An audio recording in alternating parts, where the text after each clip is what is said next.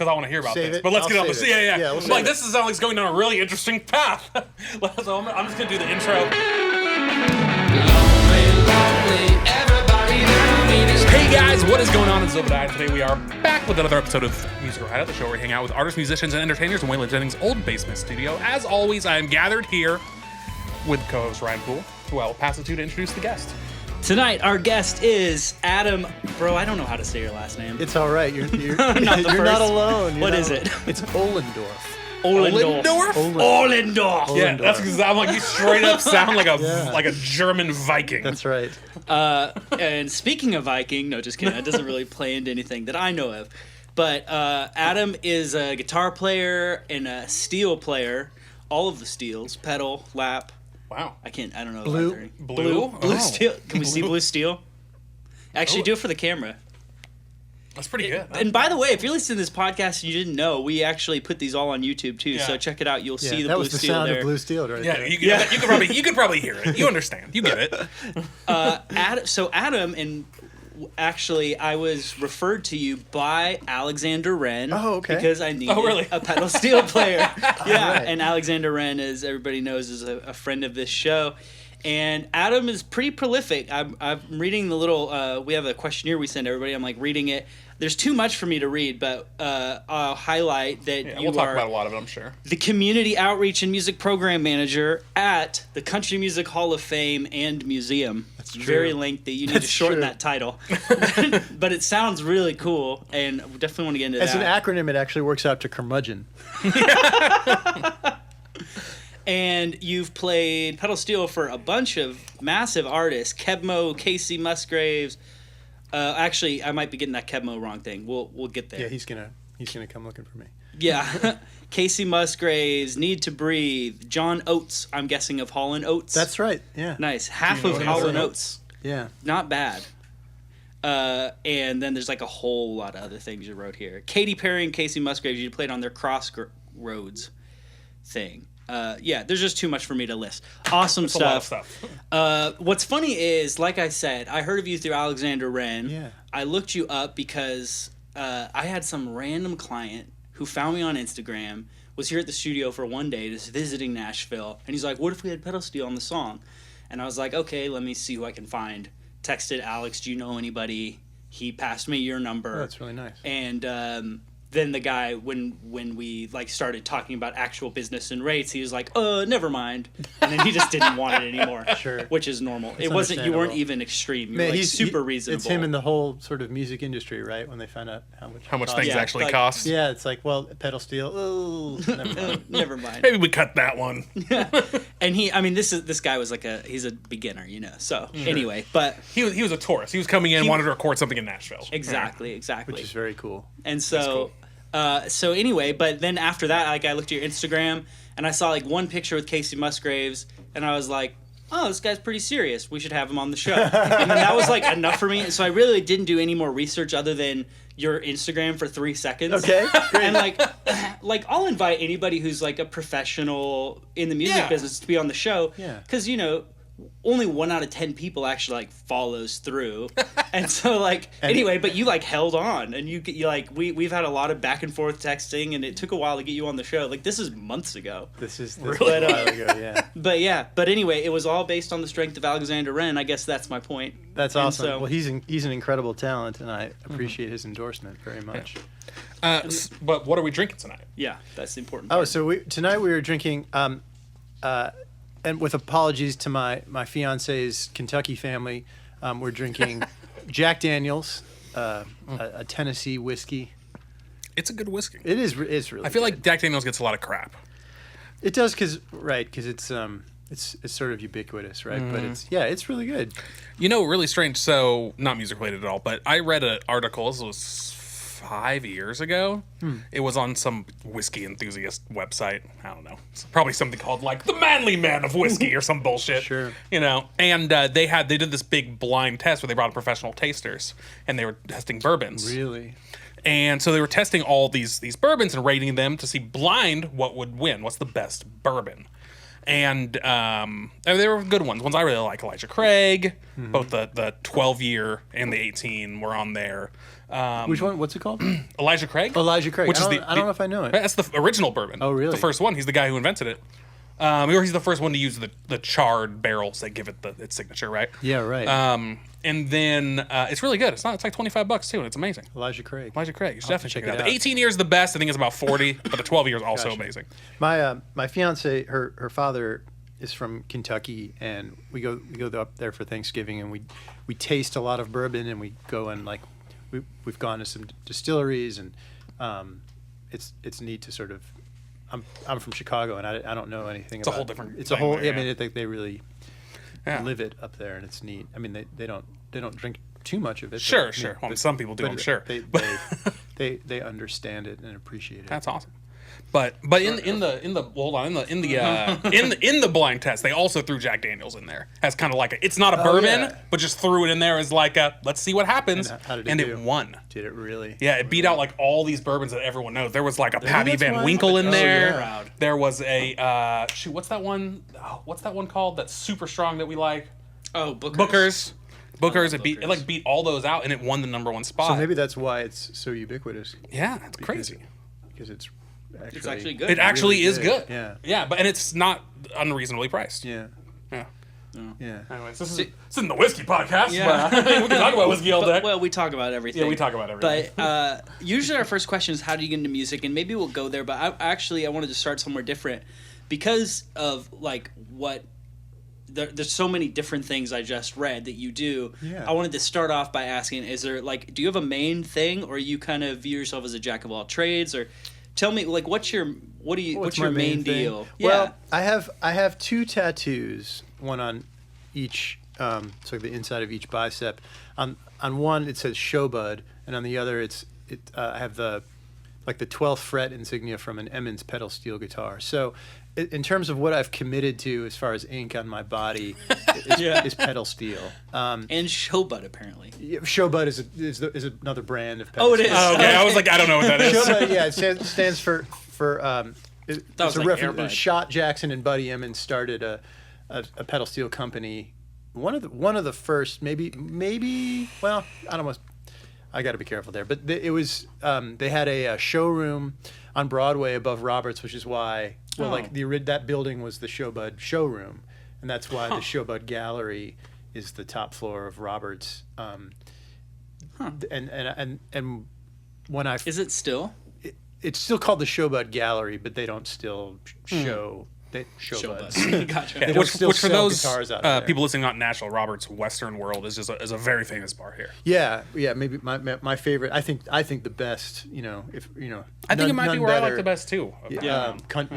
Of the honky tonks on Broadway. When the first few years after I moved here, like when you live here, you don't go to Broadway a lot, but like unless you play, but sometimes I would go with friends, and I used to really love like the stage. Was one of my very favorites.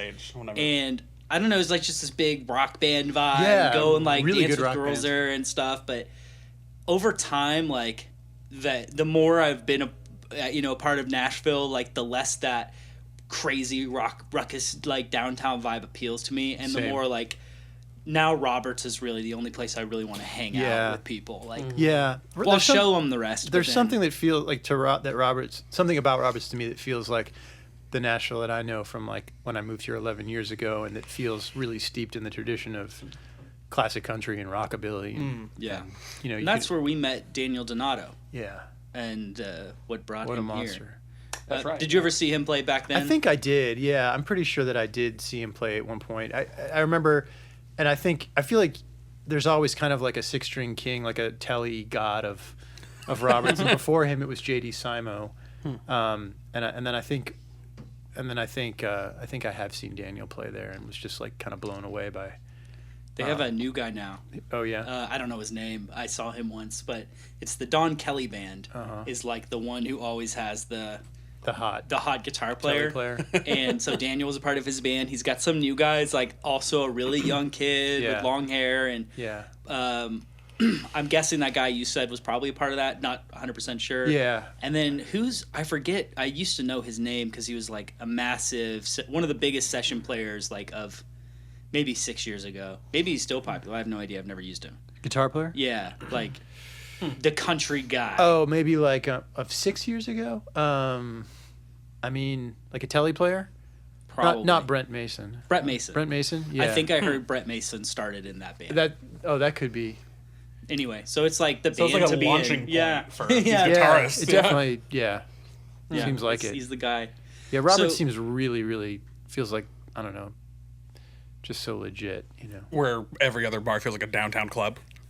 Yeah, So many of I haven't them. even gone into any of them for so long, but yeah, I mean, I feel like the music is always such. Whenever people like come to visit me here in Nashville and they want a taste of downtown, I take them to Robert's because I know that they're going to hear some good music. Yeah. And also that Showbud thing for me is really meaningful and kind of spiritual, because even before I moved to Nashville or even dreamt of moving to Nashville, I bought a Showbud guitar, which probably came out of that showroom. Wow. It was built in like the early 80s by a guy named Dwayne Mars, who then went on to start another guitar company called Show Pro with Jeff Sturrett and a lot of guys today like Smith Curry, Dan Dugmore, Russ Paul. They all play Show Pros, Spencer Cullum, and I have a Show Pro as well. But anyway, I digress. That to me, there's a lot of like really rich history in there, even before Roberts, and then it's a special place in my heart. Yeah. If And they not, make if not for the- that building, I might not have ever. You'd have a different moved here. tattoo. I might not. Sorry, You'd have a different tattoo. I'd have a different tattoo. I might live in a different city. I might be on a totally different podcast. Be like Gibson. Oh my god. Yeah. I'm gonna say it's like the only place too where you could get a fried bologna sandwich. Is that Which, right? for the How'd you know I record, was going there? because that's what that's like every time we go there, it's like there's like fried bologna sandwich, best in Nashville, everywhere. And you know what? Let me tell you, fried bologna sandwiches not that good. The best one still tastes like a Yeah. bologna sandwich. Yeah, right. I liked it. Not a high I had a hurdle bit to- to drink, but it was great. I've only had one. I had one twice there. Once with you, and we were already. It was like the last stop, like the last bar, so we were already a little, And and the lady behind the bar, she was like, "Hey, someone ordered this and like didn't pick it up. Do you guys want it for a discount?" And we were like, "No, I'm not gonna buy a fried bologna sandwich." That I didn't order or want. Yeah, and then she was like, "Nah, you can just have it," and just gave it to us, and we split it. And you, being a little inebriated, I mean, we both were, but you were like, "This is the best thing ever." I mean, when you're drunk and something's free, Right, you're just, "Ah." And even then, I was like, "Yeah, I don't know about this." Free and I fried don't go know. together free and real fried. well. Free and That's like fried. you're writing a country song right now. Yeah. America, free and fried. That's almost like an album title for a country. Yeah, that's right. Wow. So pedal steel is your main thing. Well, pedal steel's it's sort of my calling card and it's my foot in the door. And then you get in and you're just like, look what else I could do. But look I what also else I also play and I think I love the steel guitar, but I think I also, when I was moving here, had this thought that maybe I could get more guitar gigs and more gigs in general by virtue of playing the steel guitar. And when I was That seems right to me. Yeah, and I kind of modeled myself a little bit after a guy named Greg Lease, was one of my heroes for a long time, and then became a mentor, and now is a friend. And he plays.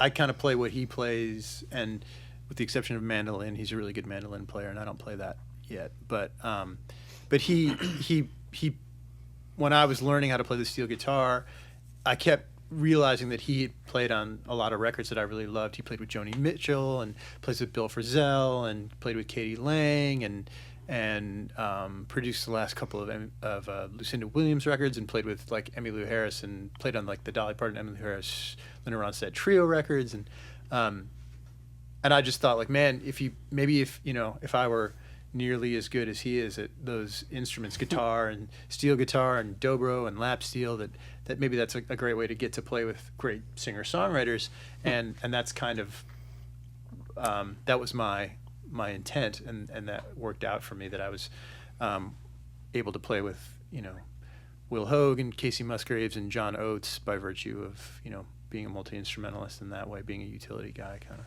steel guitar player. Yeah, that's really helpful. Yeah.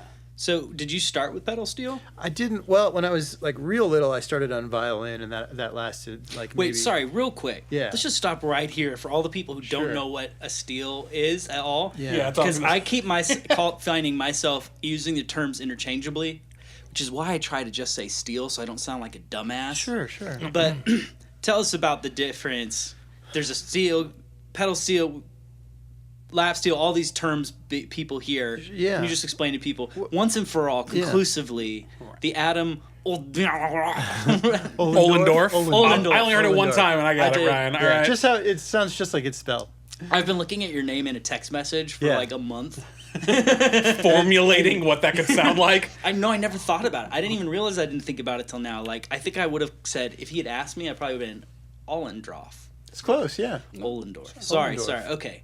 Tell us what these instruments are Sure. first. Well, if you really want to know, you should come to my class at the Country Music Hall of Fame and Museum, Explore the Steel Guitar, where we talk about the history of the steel guitar and demo examples of all of the varieties of steel guitar. And then you Do you play in the class? We play, we perform. I That's usually awesome. do it with another steel guitar player, sometimes Josh Kaler, sometimes Robin Ruddy. And then we have 20 lap steel guitars, so our participants can also play themselves at the end of, Oh, that's end of cool. the class.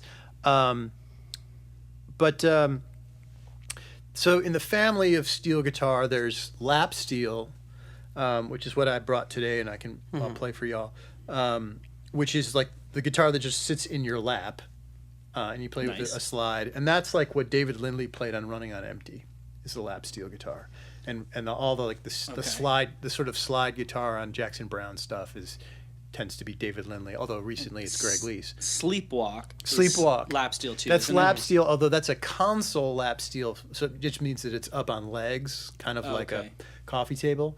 But Santa, we actually play that song "Sleepwalk" in my program at the Hall I would of Fame. die if you played that song. It's for me. gorgeous. It's one of my favorite I songs. love ever. it. Yeah, I love it. I loved it as a kid, not knowing what that instrument was, and that's like a Fender console steel guitar, and then the console steel guitar up on legs evolved into the pedal steel when someone had the idea to drill holes into the guitar, and I think attach like coat hanger wire to it, and that bent like so like a contemporary pedal steel guitar is like a lap steel, but it's got foot pedals like piano pedals that pull on the strings and raise them, and then also knee levers that actually lower them, which and that's the like that sound in country music. And the like Hawaiian sound too, right? It can be Hawaiian, yeah. Is that what they use on things that sound Hawaiian? It's is often it lap steel? lap steel. Is it? Yeah, it's often like SpongeBob SquarePants. Yeah. Jeremy Wakefield, I think is his name. One of the greatest Are we gonna lap have steels Are of we our gonna have time. a second episode about SpongeBob SquarePants today? Yeah. Alexander Wren is a massive Oh, SpongeBob. is he? He talked about it for like Oh, that's why he likes steel. on his show. legitimately 45 minutes. Does he? We had like Yeah. a 45-minute segment where we talked about the theory of SpongeBob. I don't think I've seen a whole episode. It was but actually the music amazing. is amazing, and it's this guy Jeremy Wakefield, and I think that's his name, and incredible steel guitarist, incredible. I think in the theme song, like the SpongeBob theme. I don't know about the theme song, but like It's all in of between. the score. Really? All the music in between things, it's always I guess like, I haven't seen an episode of SpongeBob for like 15 years. I don't know. There's another instrument, the dobro, which I also play, and that's the instrument you hear in the interludes on the show South Park, where you hear like a slide guitar. Yep, that's the dobro, and that's a resophonic. You could tell that you teach a class because you have all these very like popular references Specific, that yeah, right. anybody will get. Here's another one. Another one is the beginning of Looney Tunes, where it goes at the beginning. That's steel guitar, and judging on when it would have been recorded, it's got to be lap steel guitar. And then So lap steel was first, and then pedal steel. lap steel came first, and I almost just guessed it'd be pedal steel because it seems more classic to me. But lap steel's more similar to like just like a guitar. Like Yeah, right. yeah, It makes looks sense. more. It Makes feels. sense. yeah. Now, what makes that the lap steel? I'm like pointing Well, at should it. yeah. Should we? Well, We should probably have him have him play- play a song, and then while we still have the performance cam on, kind of break down what it is. Yeah, except as your first song, guitar song. I'm sound checked for guitar. I mean, we could try Either way, the it's up lap to you. steel. I mean, we could also do lap steel song later. It's no big deal. It doesn't matter. You can I suppose edit it in the order you want it. Oh, that's true. Oh, we've Editing. never. We've Yeah, never we been able don't. to edit We don't before. edit. Yeah, we just put them up live, where we just put it up just You just as put it is. up? Yeah. But Well, we can try. I mean, it shouldn't be much of a change. But either well, whatever either works. way, Either way, yeah, either way. It doesn't- could you whatever tell us you're more what's- comfortable with. could you tell us what's different about a lap steel from a normal guitar? Sure. Well, yeah, and maybe I can grab it if that's. Is it all right? Yeah, absolutely. Yeah, absolutely. So, let's see here. We're having show and tell. Oh. It's funny because from this distance sitting over there, I was like, "It looks like a regular guitar with interesting pickups." So and you this turn is- it around, I'm like, "Jesus!" This is an Asher Electro Hawaiian lap steel guitar built by Bill Asher in Venice, California, and I was inspired to get this guitar because Greg Leese plays them. Ben Harper plays Ashers as well. It's really nice looking. What's really different is that Oh, it's got this really high nut, so you can't fret it with your fingers. You have to play it with a slide. okay, gotcha. I feel like I had a cheap acoustic So guitar that when I was keeps first that- learning that looked. That slide like electric guitar thing from happening where you like hear it Totally. hitting all the different notes. Totally, and to me, it's a totally different feel because you play it overhand instead of underhand. Okay. And it's just a totally different feel. And that's kind of it. I mean, it's still, It's really just like using a sliding guitar. It was just designed to make that better. Is that kind of the nut being high. Right, Yeah. yeah. It's designed for just playing this way. like if you lowered that nut and then trim down the neck? if you trim down, but Then this is another term of art is a square neck, Okay. guitar. So like this guitar is designed for lap steel playing because it's got a square neck. But the pickups, I mean, in terms of like the fret spacing and the pickups, that's all kind of the same. Yeah, I mean, are those just humbuckers? These are humbuckers. Okay. I think these are they're either Lawlers or Seymour Duncans. I'm not Okay. sure. But Bill makes like just he specializes in lap steel guitars. He makes 6-string round necks as well. But Now, is that like a normal body shape for it? Or is that like his body shape? This he shape makes? is 'Cause that's a modeled- really cool shape. the shape is modeled after a Weissenborn guitar, or a Weissenborn style guitar, and that was also made in Los Angeles. A lot of steel guitars, lap steel guitars, like Rickenbacker's. Like Rickenbacker's famous for being like the Beatle guitar, right? Or Yeah. like the Roger McGuinn guitar. But like Rickenbacker originally made lap steel guitars, and they made them in Los Angeles. Bill makes his in LA, and then there was a guy named Herman Weissenborn that made acoustic lap steels that were sort of this shape, this kind of like figure eight almost, or hourglassy kind of shape.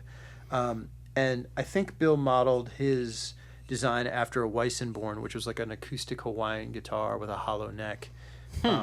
It's and Bill's a surfer, and I think he, was just like really into like the Hawaiian. Yeah. It even has like a volcano on here. It says Electro Hawaiian and has a little volcano. That's super cool.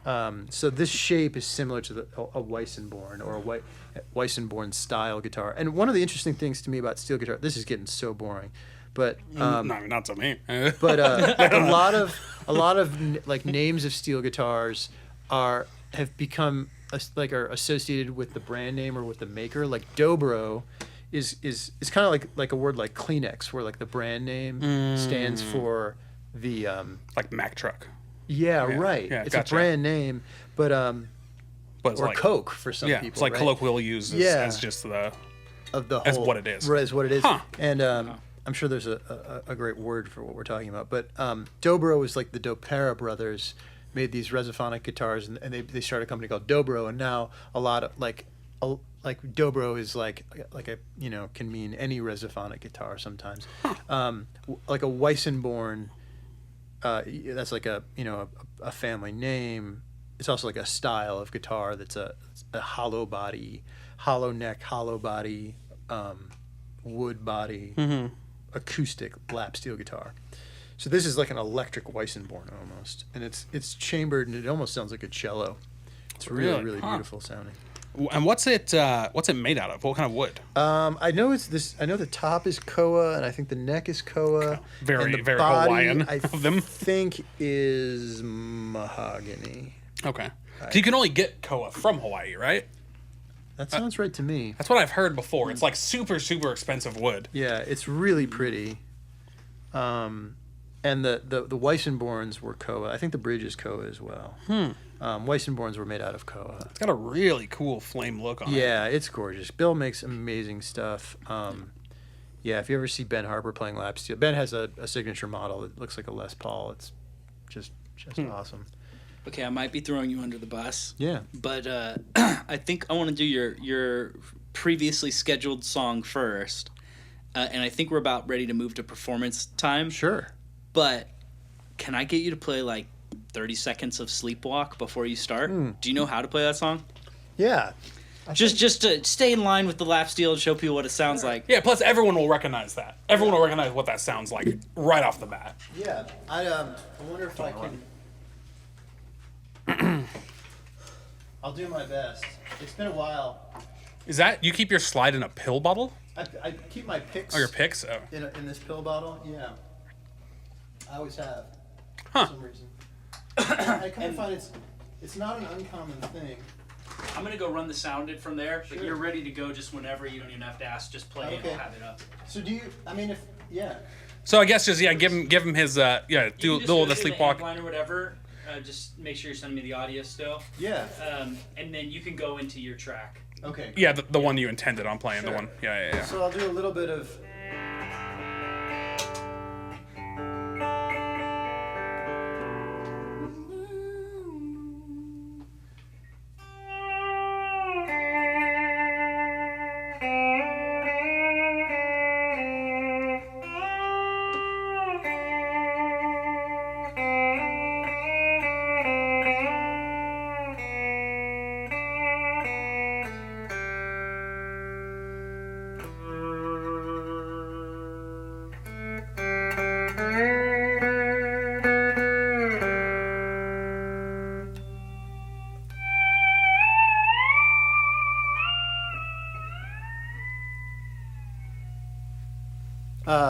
That was a vain attempt at Sleepwalk. No. It's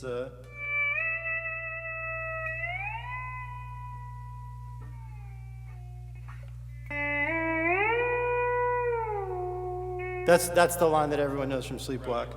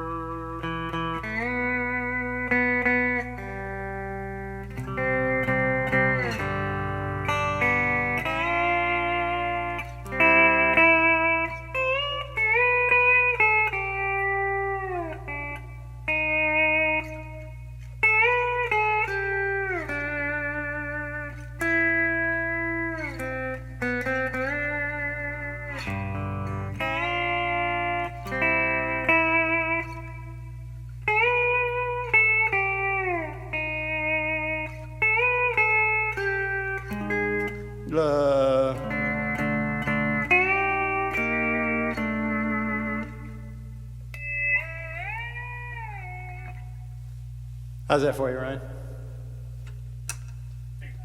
I know. If you have me back for some reason, if we don't get to it all, I'll make a Sleepwalk track. So what song are you playing for us now? This is on guitar. Sure. Yeah, I'm gonna play it on guitar. So another thing I am, in addition to being a steel guitarist and a sideman and session musician, I also write songs and produce. And this song that I'm about to play is called Amy Anderson, and I wrote it, and it's not actually really based on anyone I know, but I just I wrote it as part of I was in a songwriting club with Rachel Loy, the bass player and songwriter, and her husband Brian Keane and some friends, and it was the first thing I think I wrote for the songwriting club.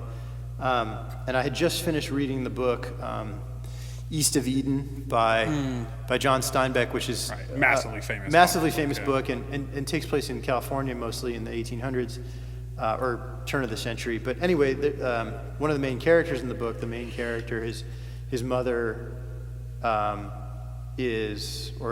main character's wife is a prostitute. I guess I had prostitution on the mind. Sure, I mean, who doesn't? Who doesn't, right?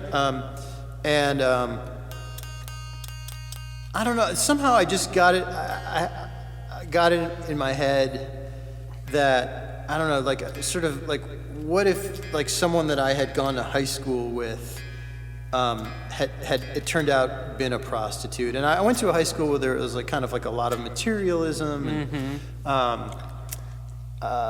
maybe I don't know, people were sort of like sexually active for sure. Like it's interesting, like coming to the South where like a lot of people like had promise rings and like saved themselves for marriage and stuff. Like you didn't find that in Illinois. Well, I don't know. I came from like a really liberal suburb of Chicago, and I think I myself wasn't super sexually active in high school, but like I know that a lot of people were, and I don't know. I just had this idea of like, what if, and then kind of in the wake of the Me Too movement, like what if a young, like a high school girl like decided like I'm going to use this to my advantage and like. Okay, so this is not about an actual person. This is not about an actual person. Because when you were doing it in soundcheck, I was like, I hope it's not a real person. Well, yeah, maybe I should. And sometimes when I introduce a song, I say this is about someone I went to high school with, which just sounds more intriguing.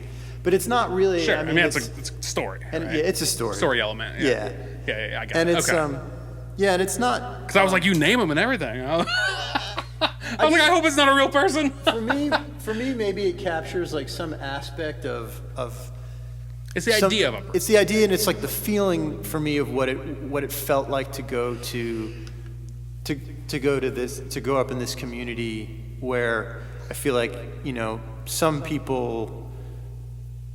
I don't know, like a materialistic community where we had a lot of like, we were privileged, we got really great education, we were really safe, but I think also like there was like a lot of materialism and a lot of maybe like a lack of spirituality, a lot of carnality, and commodification of anything and everything. But I mean for the person in this song to be a heroine, not a victim. Gotcha. Okay. Yeah. I haven't heard the whole song. I only heard a little sound check. Yeah. Cool. Okay. So this is called Amy Anderson.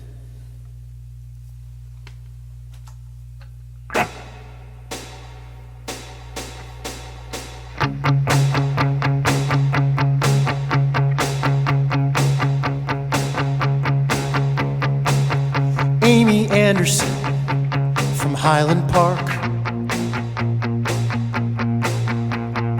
dealing in her innocence after dark. By the power of the PTA, she never gave a John away, hasn't to this day. Kama Sutra and her credit card.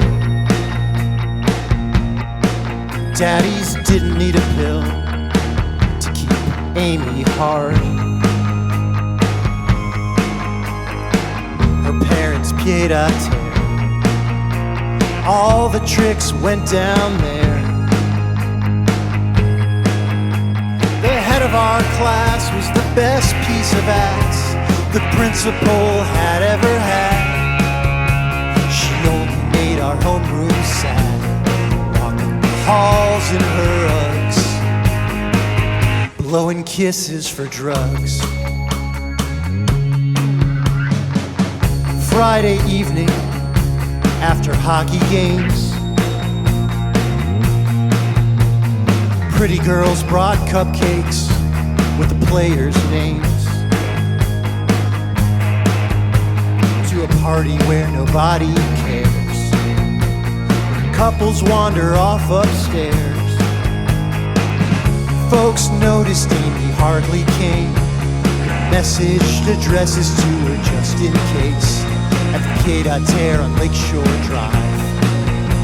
That's where Amy came alive. The head of our class was the best piece of ass the principal had ever had. She only made our homeroom sad, walking the halls in her Uggs, blowing kisses for drugs. Bankers, traders, doctors, lawyers paid cash to take Amy's orders.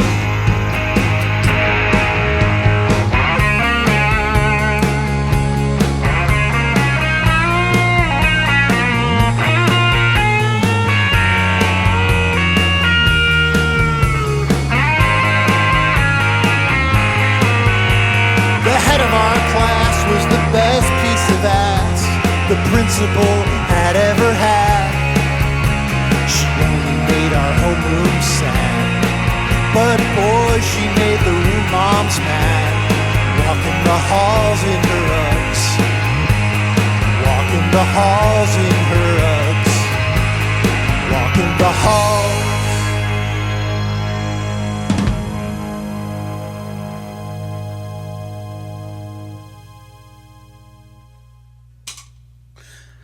All right. So while you're in there, Ryan, if you can make these headphones work so I can hear the rest, that'd be delightful. It's just amping. Yeah, that's pretty much what I hear. But, yeah, so I put them on and I was like, just silence. Because I saw you being like, I didn't like this very much. I don't think. Sorry, next time I'll be like, yeah! That's all right. Yeah. It's not for everyone. Well, I couldn't hear it. But I'll have to listen back in the recording. That's all there is. And then you can come back to your normal mic. Okay. Did you hear me about the headphones, Ryan? Yeah, I got you. So while you're coming back, Yeah. I want to ask you about the guitar. Sure. Because it's clearly Les Paul, but it's not a Les Paul. Right, it's not a Les Paul. There's an interesting story behind this guitar. No, I love Les Paul. When I first started learning how to play guitar, Les Paul, I just was like, one day I'll have a Les Paul. Yeah. And now I have a Les Paul. I never play it, but I love it. I just don't play guitar as much as I used to. This is an Edwards. Okay. And it's this business on here is for a Fishman triple play, which is a MIDI pickup system. Really? Yeah. I don't even know what that is. Yeah, it's a guitar MIDI, a wireless guitar MIDI pickup system that's really cool. I endorse Fishman products, and they hopefully endorse me. But yeah, this is an Edwards, and I've got a cool story. I think it's a cool story behind this guitar. I had made a vision board on which I put things that I wanted to manifest into my life, and a few of those things I wanted to manifest were like playing with a female country artist, like someone cool in the vein of like I had like Lucinda Williams and I think Emmylou Harris and Gillian Welch and a few other people on this vision board. I had a Les Paul just like this on the vision board. And subsequent to making the vision board, maybe a year later, I started playing with Kacey Musgraves, who I feel like kind of fulfilled Fit that bill. the desire to play with a cool country art, Now female tell country us artist. about that. About playing with Kacey? Yeah, how'd that come together? Well, I mean, I made a vision board. I wanted to play with a cool female country artist. I was playing with Will Hoge. I played with Will Hoge from like 2010, 11, 12. And I played lead guitar and steel in his band. And somewhere through some friends from Berkley, I had met Kacey once at a party.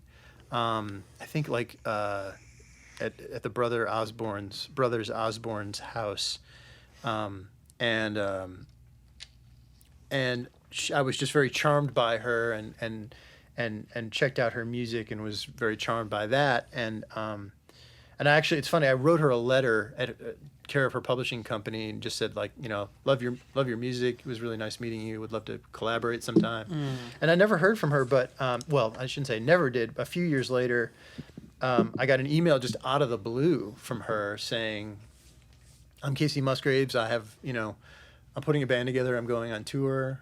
And this is like kind of right around the time I think Merry Go Round had come out. But before Same Trailer, Different Park, her first record had come out, and or her first major label record. And I think a friend of mine from Berkeley, Kyle Ryan, who is still in her band, was already kind of involved. I know that she at the time was looking for players who were like a little left of center, who were not like, I knew she didn't want to do like a big audition process. She just was asking friends to recommend people. And her management managed Shania Twain, and Shania Twain's steel guitar player is a guy named Justin Shipper. He's not with Shania anymore. He stays in town and does session work, and actually played steel on Golden Hour among a few other steel guitarists. But Justin recommended me because I played with Will Hoge, because he knew I played rock guitar and was like not kind of your typical Nashville pop country steel guitarist, that I was like more of a kind of hippie steel guitar player. And most of my favorite steel guitar players, most of them are like come out of the California school of steel guitar. Greg Lees, who's from LA, Dan Dugmore, who's from LA, Russ Paul, who's from Minneapolis but like spent some formative years in the Bay Area, and are among my like, you know, sort of three biggest influences. And, anyway, all that to say, Kacey just emailed me out of the blue like, hey, do you want to join my band? You know, or do you want to? Yeah, I'm putting a band which is together. insane. That's crazy. It's kind of insane. But Because you just wrote her a letter, right? Well, and I don't think she ever got that letter. I don't. Right, because how how many layers does that have to go through before it Yeah, ever I mean, get I feel there? like, to me that's sort of like a spiritual thing, or like a cosmic thing. It's like I put it out there into the universe. Like I actually put it onto paper. Like I want to make music with you, Kacey Musgraves. Manifestation kind of Yeah, deal. and the vision board thing helped, and then I came into this guitar. Actually, I'd been playing with her for. I don't even know if I'd been playing with her a whole year, but we played on David Letterman, and this was Letterman's rad. last year of his show. That's super rad. So incredible, and because I grew up watching that. I mean, I remember being a Yeah. kid in junior high, like staying up late to watch bands on Letterman. And late shows was always the jam. Yeah, and like it was really influential in my appreciation of music in the '90s. And I had a guitar like this on the vision board, and it's funny, I had a picture of Steve Martin too, and Steve Martin made a weird like guest appearance on Letterman, like a cameo that wasn't expected That night? And, Wow. and then I went to Chelsea Guitars the next morning, which is in the Chelsea Hotel, kind of, which I also have like kind of a funny, weird relationship with that place. But saw this guitar, which looks just like the guitar on my vision board, but it's an Edwards, not a Les Paul. But it was like the price was right. Right, Like, it's Les Paul style. it's Les Paul style. Yeah, I mean it's a lawsuit guitar. They call it a pirate guitar because it's There are a lot of those. yeah, but it's really great. Did it have all that wear when Yeah, I you was gonna bought say, it? is or that what? Yeah, relics? it had all this wear, and like It's this. great wear. Well, is it worn that's or is it weird. relics? It's relict because It's I mean, relics, this is okay. there's no chance of like ever. Yeah, I was like, that's turning too. that That's a knob little and too That doesn't make perfect. sense. Yeah, I think someone who didn't like was like not a guitar player was like, well, I'll just Where would fingers go? where would fingers go here? You'd have to do a whole lot of. yeah. I don't think I've ever seen. know, I didn't notice the If wear you on the just knob. played the didn't guitar notice like it. this all the time. But it looks cool. Yeah. I mean, the finger relicking, is weird. I like it. You like it? You like this yeah, one it here? gives. Yeah, it gives. I like the- this. I like the one above the strings. Right. Are you saying that's for thumb one. placement? I was Yeah. thinking it's more like someone's hitting their pick there. Oh right. Yeah, Just a Yeah, and that- then that just someone one- just Could digging be. in. Yeah. And then of course the classic where the arm This goes guy. long. Yeah, that That's makes super sense. classic. And this Gives makes a lot of sense. good And this feels character. good. This is like someone played a lot of like A flat. This person was in A flat. And so is that lacquered over on the back of that neck, yes. or whatever they Yeah, do? but then this is like the lacquer's rubbed off. But I love it. I mean, it really plays great. Unfortunately, I've never really gotten to tour with it. But I use it in the studio all the time. And I did a Cars tribute show a number of years ago and used it all night long. Yeah, it's a cool looking guitar. It looks like a very classic old Les Paul. Yeah, that's It really that's does. what it drew I mean, me it's got to the it. classic color, right? Yeah. The, whatever sunburst they call it Yeah. out, cherry sunburst or whatever. Yeah, I think this is a probably, what is it? Is it a cherry burst, or I guess this is a straight sunburst. Straight, yeah, standard sunburst maybe. Yeah. And it's funny, like in terms of like the the stars aligning to get to play with Kacey, and then like sort of some of these things on my vision board. manifesting when I walked outside of Chelsea Guitars to call my bank to see if I could transfer enough money in to make the purchase, and I said a little prayer, and I was like, God, I don't know if I'm supposed to buy this guitar or not, but send me a sign if I'm supposed to buy this guitar. And I walk outside, and there's that like the Sistine Chapel where it's like God reaching out to touch Adam. Yeah. It's they on the outside of Chelsea Guitars, they have God holding out an ES335, a red ES335, which is actually my first guitar. Really? And that's a rad first guitar. Yeah, it was a rad first guitar. I mean, it's the first guitar I owned. It was not like a real 335, well, like Gibson 335. Yeah, I spent a couple of years like borrowing guitars from friends, and my family could see that I was really, really serious and dedicated. So then my parents and my uncle chipped in and bought me this, That's the Martin McFly guitar. Yeah. Or he didn't play 335, right? It was, I think, a 335 variant. Yeah. That didn't exist in that era or whatever. Yeah. I think it was, like it was like a Chuck Berry looking thing. And so God was holding your first guitar. Yeah, out which like, to me the sign was like, well, I already gave you a guitar. But here's a sign. But then I bought it anyway. Yeah, I bought it Screw anyway. you, God. Yeah, it's like, you don't need that, but here's a sign anyway. It's sort of like Homer Simpson was like, God, if you want me to eat this donut, give me no sign. Thy will be done. Yeah, so I love this guitar, and it, whenever I play it, I think of playing on Letterman and playing with Kacey and getting to be on that trip for a while. Yeah, that's rad. That's awesome. What sorry for people who don't give a rat's ass about guitar guitars, gear, but I like to talk about guitar gear. So, and you're listening to my show, so fuck you. What are the pickups in there? You know what? This is embarrassing. I don't know what they are. Okay. I don't know. I'm not a good. They were just what came with it. Whatever came with it. Yeah. I think that they are upgrades because they're really, really nice sounding. I suspect that they're Seymour Duncans. Oh, sure. Which is the classic upgrade that everybody goes to. Like, that's like, if someone's going to upgrade something, it's like, I'll buy Seymour Duncans and they'll be fine. They'll be good. And they are. Yeah. But I mean, every Les Paul player who I've shown this guitar to, you're welcome to check it out. Yeah. Every Les Paul player I've shown the guitar to is like, wow, it feels You can feel great. it. Yeah. And, Which I'm not going to try to play guitar. And the pickups are really, really great. Well, it's super cool. It's pretty light too for a Les Paul. It is. Les Pauls are known to be like 11 pounds.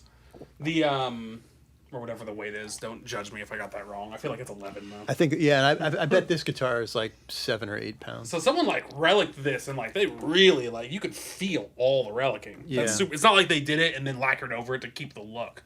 Like they grinded it down. Yeah, and you can, like, feel the wood there. And I'm really into like Bill Nash guitars. Like he makes guitars to be relicked. Like I really enjoy that. This is real relicking. It's belt buckle relicking. Yeah, but again, like if you if you're actually wore your belt really buckle, like if you have to hang it pretty low. It would be like this. Yeah. Which I guess is. Do you not play your guitar way down there? I don't play my guitar way down here. No. I feel like the lower your guitar goes, the never cooler been in it a is. punk Yeah, band. for sure. But then like the harder it is to play jazz. I don't play jazz, but a lot of my favorite guitar players, Will Hoge calls them high rockers, people who wear their guitars Like up here. up too high, Yeah. or just he calls this mustache bass if you wear your bass up here. But like high rockers, just people who like rock up here. But John Lennon was a high rocker, and Derek Trucks is a little bit of a high rocker. Bill Frisell, so there's no shame. So, was Will Hoge your like big first gig in Nashville? He was my like big break as far. I mean, I played for a short while with Danielle Peck, really just kind of subbing for Devin Malone and her band. But, and it's funny. I've been listening to Malcolm Gladwell's book, a couple of his books on audiobook. I love them all. You do? I've heard them all. So like, except the new one. I don't know if it's out yet or not. Oh yeah, I don't think it's out yet. But Outliers, he talks about how like, like how epidemics can all sort of trace back to one person, or like how all of his friends kind of trace back to one person. I feel like all of my gigs sort of trace back to Devin Malone, who just had a baby. Congratulations, Devin. Devin played with Hunter Hayes most recently for a long time. He's a great session guitar player. And I met him really early on, and he was playing with Will, and I subbed for him with a few different artists. And then when he moved on to Hunter's band, I took over for him in Will's band. And that was like, I'd been in town for like a year and a half, and it felt like just an enormous break. Like, because I really wanted to play rock and roll. I wanted to play Americana and rock and roll, and I was listening to stuff like Ryan Adams. I know we're not supposed to talk about Ryan Adams anymore, but Ryan Adams and Tom Petty, and I know we're not supposed to talk about Tom Petty anymore. Just killing off everyone from 10 years ago or older. Yeah, and Wilco, and it's funny because Will had been for years making records with Ken Coomer, the original drummer of Wilco, and Uncle Tupelo as his producer, him and Charlie Bracco, and so like getting to play with Will and play Will's amazing blend of rock and roll and soul and Americana was just like such a dream come true. And to get to play in like really cool rock clubs all over the country was just, I mean, that was the dream. I feel like I could have stopped there and I would have been pretty satisfied. You'd have been like, I've done it. I did the thing. Yeah, I did one. Like, I played in sweaty rock clubs for, 700 people. I feel like it almost doesn't get any better than that, right. Like in some ways. But obviously you didn't stop. I didn't stop. Yeah, and I played with Will for 3 years, and then and wrote some songs with Will, and had a couple of songs that we wrote. He recorded, which was really cool too. And that's kind of how I found my footing as a guitar player and songwriter in Nashville, and then ended up playing with Kacey, and then that was just bonkers. Playing with Kacey was nuts. I mean, everything we did was sort of nuts. Really? Was she already somewhat big when you joined? She had a lot of buzz. I think people can kind of tell right away that she was really special, that her music was really special, and that she was really special, and that there just wasn't really anything else like her around. And so even though she had one song in the charts, she had her first single was in the charts, "Merry Go Round," which went up. It went to 8, which is like amazing if you're a human being, but if you're like, the country superstar that she is today, it's sort of like one of the top 10. But people just really got it. I mean, it's kind of in some ways things haven't changed. Like she still has never had, as an artist, she's never had a number one. As a writer, she has with "Mama's Broken Heart," which Miranda Lambert also recorded, but. She still never had a number one as an artist, but which is not to cast aspersions on her at all, just to say that like country radio, I feel like is sort of late to the party where Kacey Musgraves is concerned, but fans and other artists got it right away. And in the first couple of years that I was in her band, we toured with Willie Nelson and Alison Krauss, we toured with Katy Perry, we toured with Kenny Chesney, we toured with Little Big Town. Other artists seem to realize right away like she is awesome, really, and her writing is awesome. And her, and her whole attitude is really cool, and she's so unique and just so true to herself and her art. I think people just really wanted to be around that from the get-go, and so there was a buzz, even though she wasn't nearly a household name at that time. But it was like right away we were doing really fun, cool, niche things like touring with some really amazing people and playing on TV and. That's awesome. It was super special. What's the biggest venue you've ever played? And was it with her or was it with somebody else? Like size-wise or sort of prestige-wise? Either or both. Well, the biggest, I think maybe like the biggest sold-out show I ever played with her, maybe, where we were the headliner, was like maybe the most amazing venue I've ever played was Royal Albert Hall in London, which is mentioned in A Day in the Life. Right, it's a famous name. Yeah. Brian Wilson played there. That's where he first did his Pet Sounds. Is that right? 50th anniversary. Yeah. I think he also played Smile there. Anyway, I just finished his book. Oh, neat. He mentioned the Royal Yeah, Albert Hall I actually got that book from my father-in-law to be last Christmas. Yeah, that room is incredible. I suppose like the biggest venue I've played.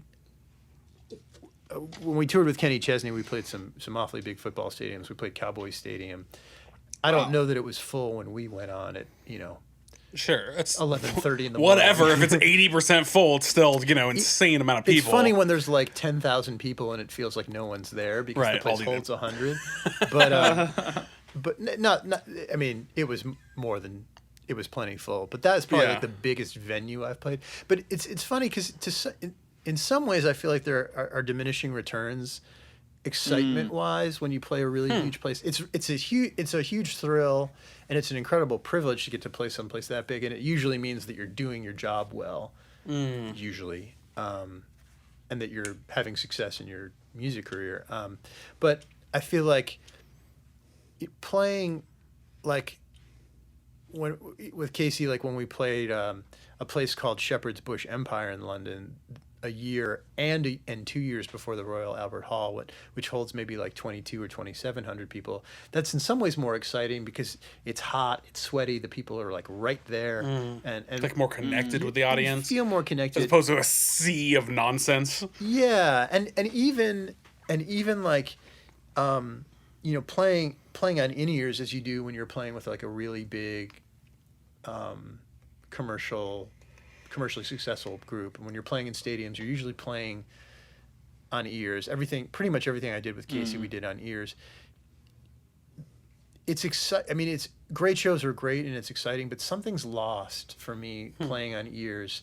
It doesn't feel like, I think as a kid going to shows and going to rock shows, I imagined that like it must be so incredible to like experience what I'm like, as a concert goer, like I would think like, man, it must be like double the fun to be on stage, making this sound happen. And then to discover it is incredible to do that, but like when you're on ears doing it, it's different. It's a little bit antiseptic, it's a little bit safe. Yeah. It's when you pop the ears out and you hear the sound of air vibrating in the room, and you can, and you hear, the drums next to you, and you hear the guitar bouncing off the wall in the back of the room. And to me, that's, since this is a rated R podcast, it's like taking the condom off. I apologize if any of my students are listening. We should say rated R podcast from now on. Yeah, from now on. This music out the rated R podcast. Yeah. Hopefully my students' parents know that this is not appropriate this podcast is not meant for young ears. We do mark it explicit. Okay. We do. Yeah. So, but it really is like, I feel like it's a really fair analogy because and it's dangerous. You can damage your hearing, and you don't know what it's going to be, and catch syphilis. You can catch syphilis. Wait, what? So as someone who attends concerts, like I don't know. By the way, for people who don't know what he's talking about, when he says ears, he means in-ear monitors. Yeah. Which is just how they hear the rest of the Great band. headphones. Yeah. Really, really good headphones. Yeah. So you can hear the rest of the band. Which for listening to music is incredible and is incredibly useful when you're recording music. But when you're performing music, it's very functional, but not terribly exciting. Yeah, and the reason we have to do that in most situations is because most people are playing with click and tracks. But if you weren't, you could use what we like to call wedges. Wedges. Floor monitors. Right, which are speakers that point at you. Yeah. That's all it is. It's a speaker on the ground that points at you. Yeah. When I was in bands, that was always what we had. We probably would have, if in-ears were popular back then and we had buy money, them though. why would it, like thing. we probably would have, but we didn't have money and they weren't 2005, I was playing a lot like 2001 to 2004. I don't even think in-ears were popular at that time. Maybe they weren't. I just didn't know about it. I was so far not out of the music business at that. I didn't really get into the music business for like another 5 years. But to be fair, we weren't in the business. We were like high schoolers in a band, a rock band. Sure. But like I never even heard of in-ears at that time. Yeah. Like it was just every single venue had floor monitors, and I totally hear what you're saying because I've been on ears and felt like you feel pretty detached from people. I've never. Yeah. And I've also been in a venue like with my band, like one of our favorite shows is probably sold out, but like 400 people venue. And I remember like people singing along and moshing all this stuff and feeling like I was right there, and it was an amazing experience. it was, yeah, right. It was like, yeah. it couldn't have. I couldn't have felt better. Like, if there was 10,000 people, it wouldn't have felt a lot cooler than it did that day. Yeah. But I could totally see if I had my ears covered. Yeah. My ears cold. Like a disconnection from it. Yeah. I mean, it's like all you have to do to sort of get a sense of it for those listening at home is like if you stick your fingers in your ears, you automatically sort of and like really block the sound. You automatically feel cut off from the rest of the people in the room. It's like it's almost like you've gone into your own little room. Yeah. And so the connection, even like the connection with the audience, you can't hear what they're saying. Okay, this is a great moment for a tangent. Keep going. Yeah. Okay. Oh, here they are. Oh. This is a perfect ridiculous. Tangent. It just All right, really, well, you set that ridiculousness up. It just perfectly goes along with what we're saying. What's up? Okay, check this out. Check out my sunglasses. Okay. Just put them on.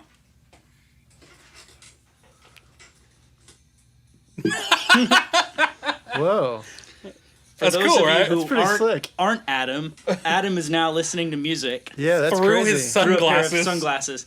And wearing sunglasses inside, I gotta say, you kind of look like Roy Orbison or some kind Oh, of like nice. classic rock star, like the kind of guy who would wear sunglasses Right, to inside. cover the fact that his eyes are red from all the drugs he did the night before. Yeah.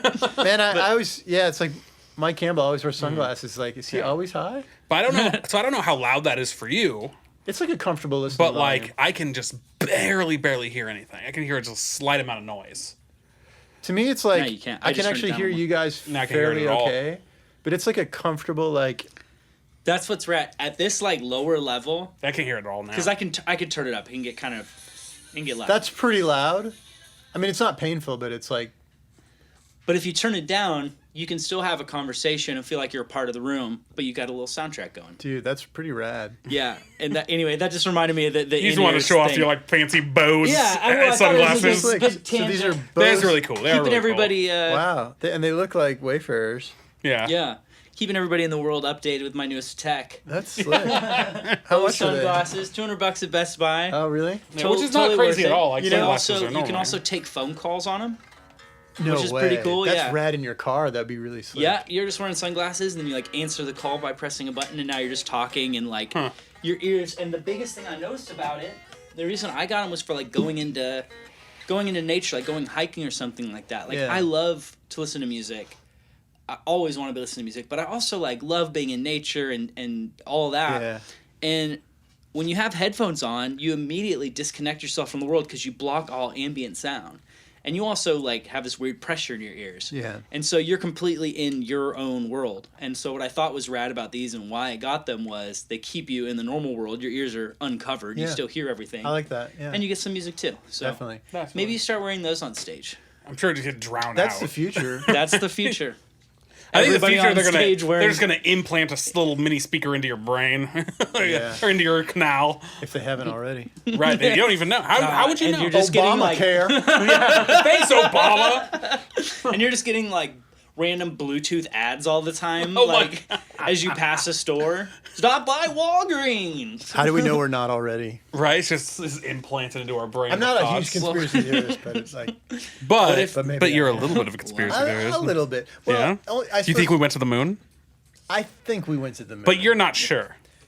Well, I have to acknowledge that I'm not sure because I didn't go there myself. Sure. And look. How sure are you though? Like Well, 80%? You heard it here first, folks. I mean- Adam has never been to the moon. I've never been to the moon. Right. There's a really good Phantom Planet song. I want to live on the moon. There's- But It's also a pretty good Bert and Ernie song about living on the moon. oh really? Bert and Ernie.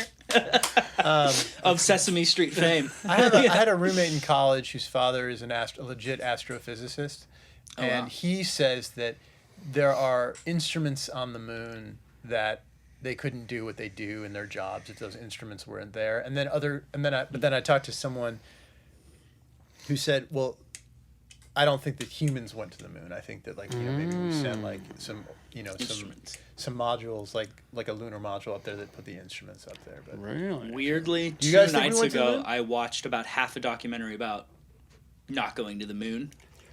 Look, I for sure think we've been to the moon. I don't know if that first landing was real though. oh, okay. I don't know. I mean, maybe it was. I don't know. You say it in that way. I'm just saying. Yeah. You know, maybe. That was a long time ago. Ever since you got into Joe Rogan, you've been much more conspiracy theory. I like talking about conspiracy theories. I don't really buy into conspiracy Do you guys theories. think Jeffrey Epstein committed suicide? 0%. 0%. That dude was straight up murdered. And I think we all know that.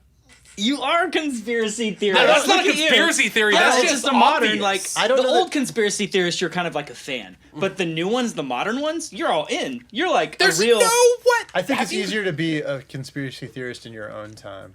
I feel, like... Because it feels more like it matters, more real. Maybe it feels like it matters, and also you don't have the benefit of the distance. So, like, I think it's easier to be like, we'd know by now 70 years ago if such and such was like a conspiracy. But like in the moment, it's like, well, we can't know because we don't have the benefit of time and distance. A lot of people have been suicided in the Clintons' wake.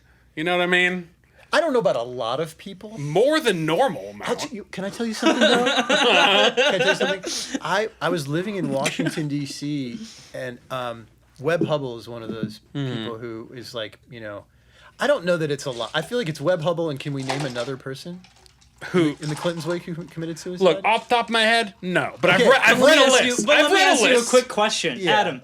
In the wake of you, Yeah. how many people have been suicided? Yeah, how many people? How many? Well, Not unless it's a. Don't talk about real suicide. Yeah. That's Don't not make. okay. Yeah. Because well, that's a whole serious topic, and that's not what we're talking about. I'm just being funny. I had an internship in Washington D.C. one summer, and I came back to my apartment, and there was a pretty young girl hanging out with one of my roommates, and she left, and my roommate's like, that's Webb Hubble's daughter. And it was like that was like the summer that he died too. It was really weird. That's wild. Yeah, I don't know. I mean, the Clintons, Prince Andrew, Donald Trump. There's a lot of people who stood to benefit from Jeffrey Epstein not being. And you got to alive. imagine when you get to a certain And think of, level like- of power. Yeah, and probably tons of like other rich people that we don't even know about because like they're not household names. Yeah.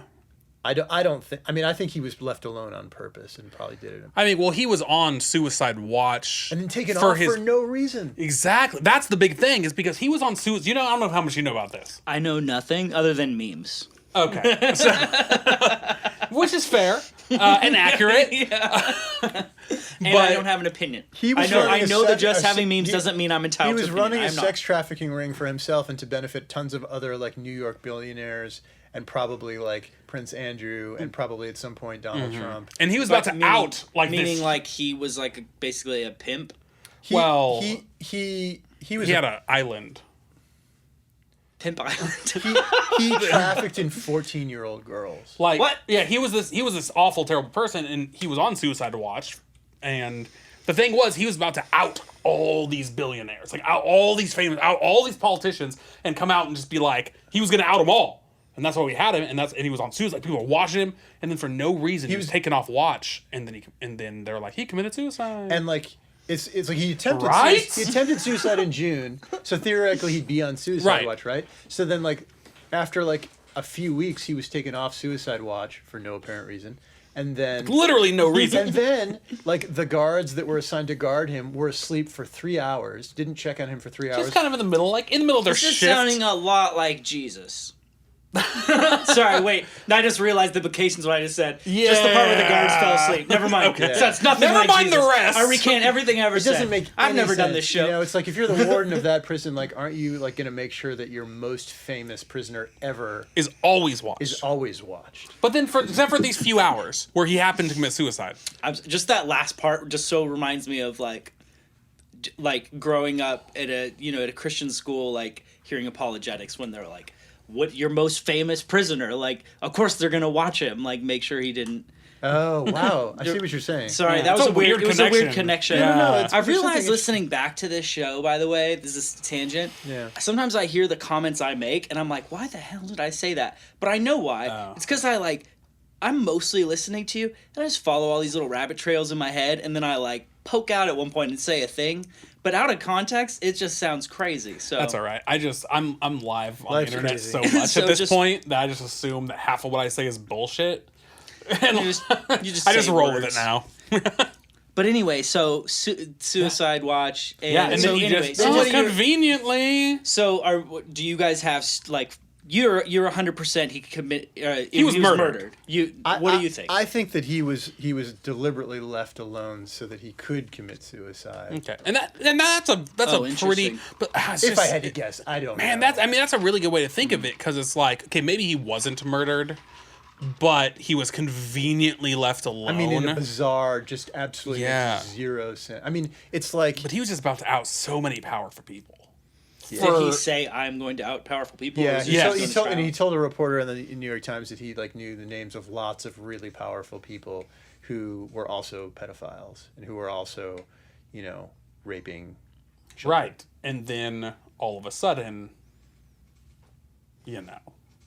and do we really think? Come on. Another connection is that, like, he did go to jail for a year, sort of, like 10 years ago. And he was given like a ridiculous sort of like inexplicable plea bargain by the U.S. attorney in Florida, who then went on to be the Secretary of Treasury in the Trump administration, who just had to resign because people were like, "Why did you allow this guy to be in prison?" Like he was as part of his deal. His victims weren't told about the deal. They weren't told about the plea bargain, and he served like a year and a half in prison, but he was allowed to leave and go to his office for 12 hours a day, 6 days a week. Right. So it's like vaguely familiar. So like he basically slept in jail for a year and a half. But then lived a regular life and then lived a regular and did whatever he wanted as a billionaire. That's weird. He could eat Chipotle and like one of his day. clients, who like people think is someone he was going to out, but like gifted him, just gave him a gift of this house. They gave him a house, which is already kind of like, that's weird, except for that it was a $47 million house. They just gave it to him. Like, oh, here you go. Here's a house. One of his clients. And beyond just him, it just makes me feel like people who are like insanely rich and powerful just do whatever they want. Yeah, they follow a different rule set whenever they want. And us. they just, it's pretty. And Well, to pull it a little bit back before we get Let's too talk deep, more about because I'll go deep. We can go deep. But should we do another song? I don't know, because I have no concept of time, and normally I have a laptop that has a little counter on it, so I know when it's about time for a song. But we don't have that because your laptop got stolen. We could do another song unless I do feel after all that. Do you want to jump into a song right now, or do you want to wait a second? We could play a song. Okay. Cool. Yeah. Just after that heavy topic, I don't know if you're like ready to like maybe, exuberantly express the joy of music through your soul. Yeah. I could do that. We could change it up with a song. This song is going to be a lot quieter. I hope our levels still work, but yeah, I'll adjust it all in there. Cool. Yeah.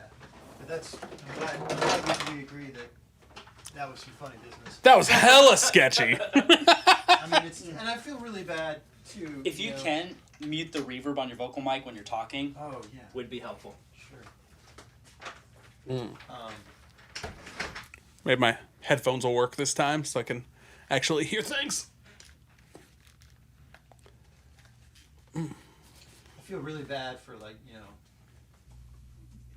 Epstein's victims who obviously it's terrible. Don't get the benefit of seeing him have justice.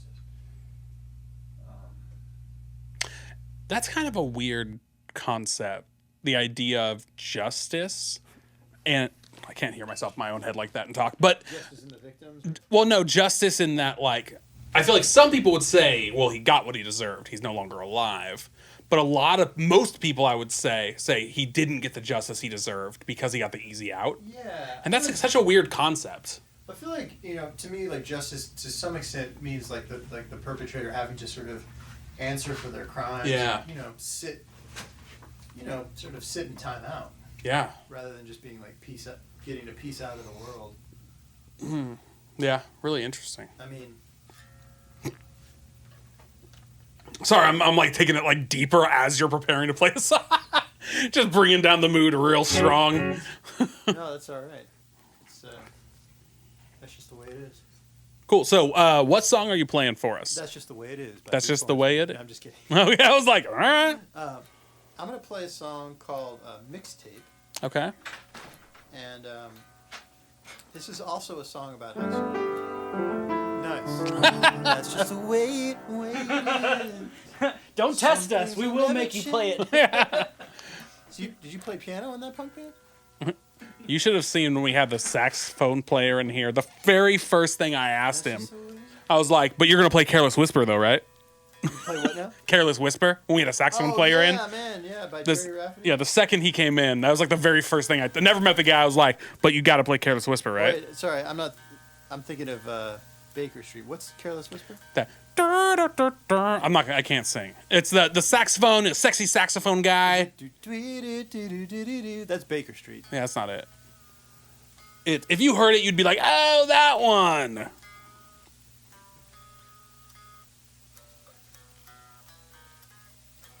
All right.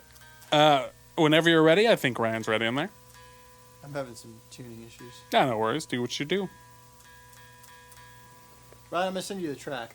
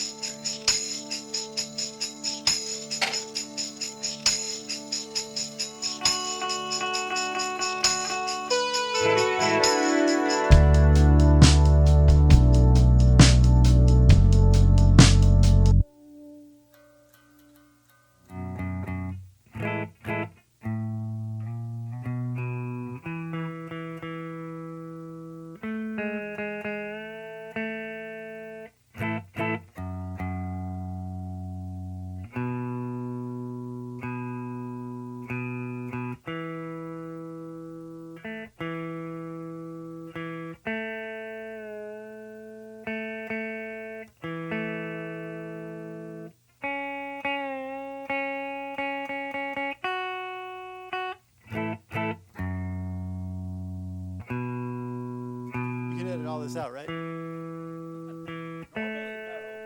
For this episode, we can. But normally it's live. Next time you come back, it'll be live. Next time I come back, I'll be differently prepared.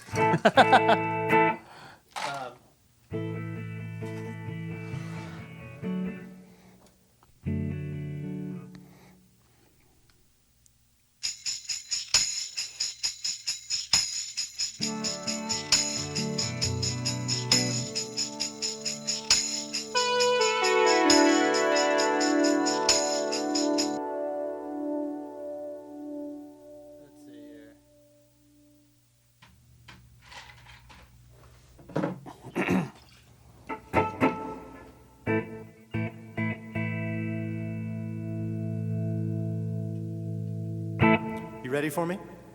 Cool.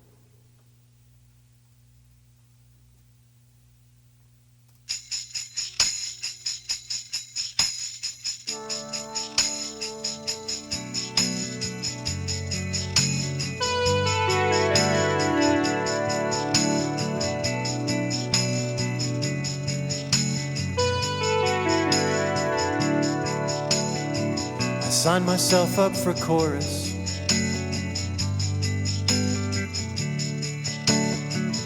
Hoping that you would notice me. Please don't think I'm a stalker when I pass by your locker every day after period 3.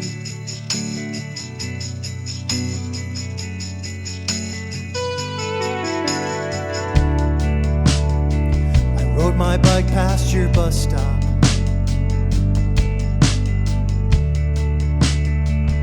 On the way to the record store.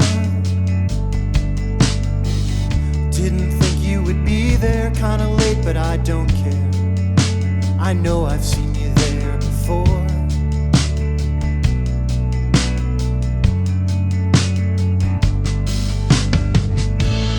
I made a mixtape thinking of you, wearing your headphones.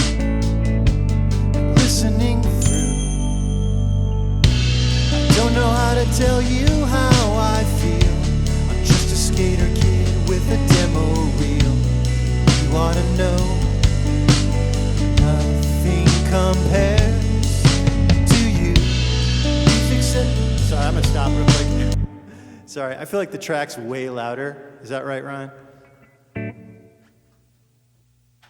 Yeah, you could bring the track down a little bit. Yeah. Or just vocal and guitar up would work just as well. The track's not too hot, the other things are too quiet. Okay. I'd say vocal up like 3 dB and guitar up like 4.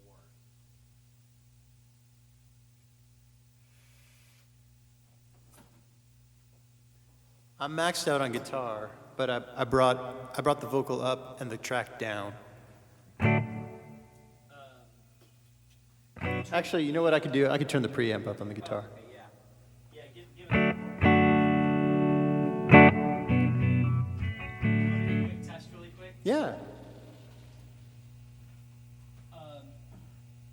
Drop yourself into the chorus if you can. Yeah.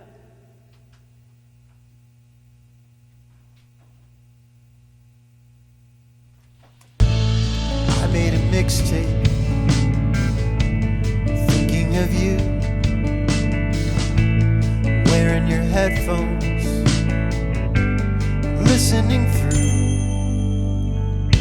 I don't know how to tell you how I feel. I'm just a skater kid with a demo reel. You ought to know. Turn the guitar just slightly more too. Guitar up a little.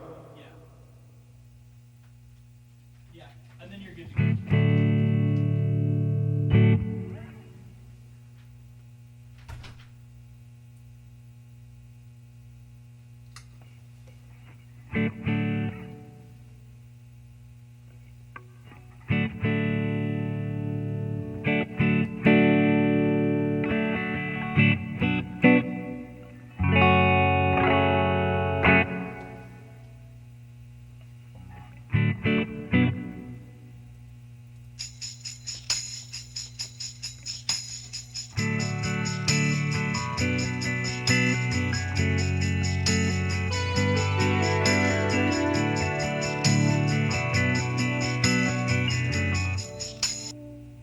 Should I introduce this? Sorry.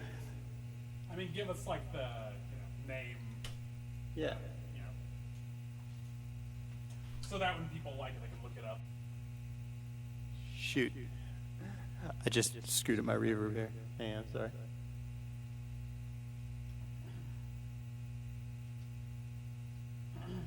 We'll also ask you.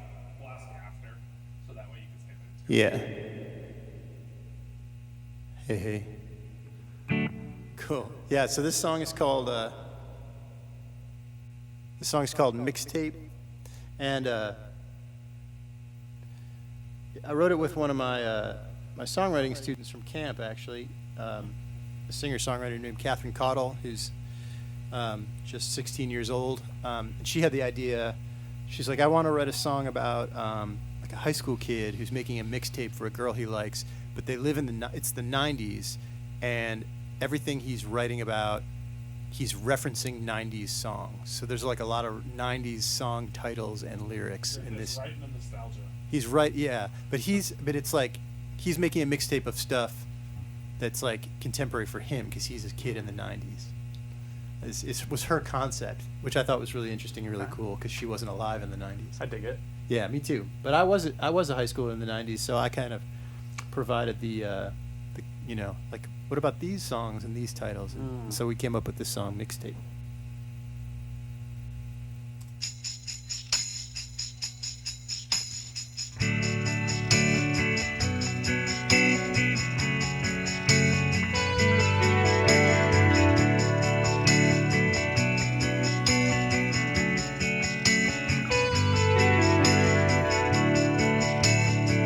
I signed myself up for chorus.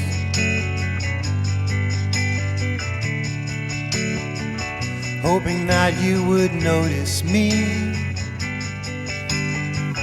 Please don't think I'm a stalker when I pass by your locker every day after period 3.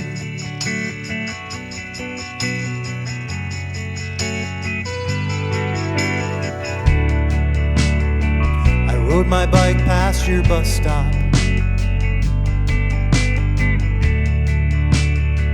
On the way to the record store, Didn't think you would be there, kinda late, but I don't care. I know I've seen you there before.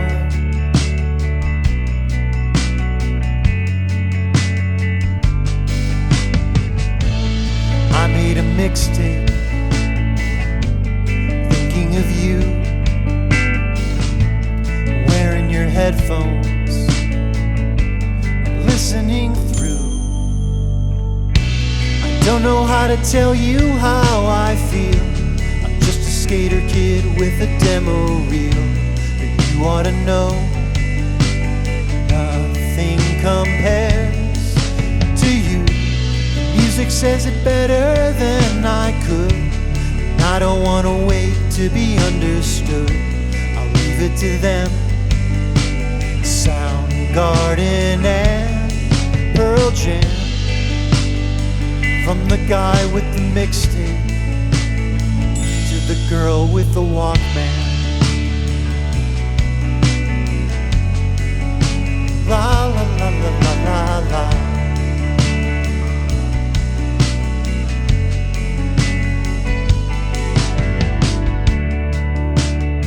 Stayed up till 2 in the morning,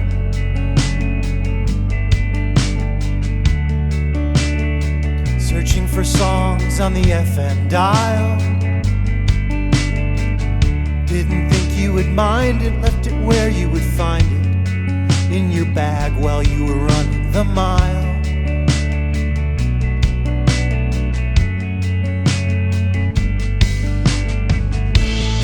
I made a mixtape thinking of you, and when you hear it, will you think of me too? I don't know how to tell you how I feel. I'm just a skater kid with a demo reel, but you ought to know nothing compares to you. Music says it better than I could. I don't want to wait to be understood. I'll leave it to them. Soundgarden and Pearl Jam, from the guy with the mixtape to the girl with a Walkman. La la la la la la la.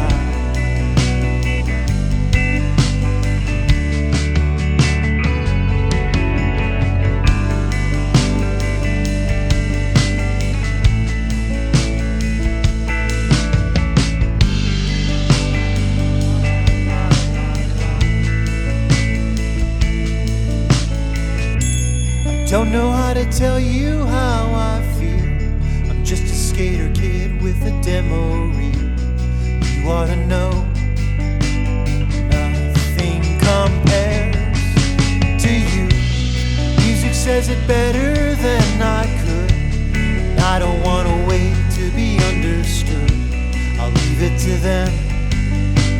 Soundgarden and Pearl Jam, from the guy with the mixtape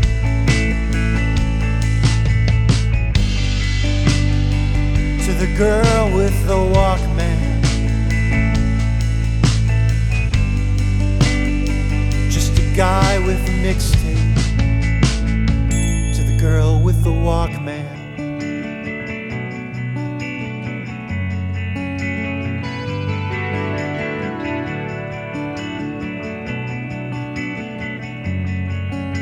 La la la la la la la.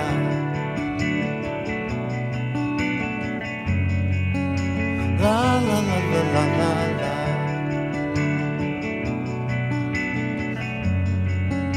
La la la la la la la.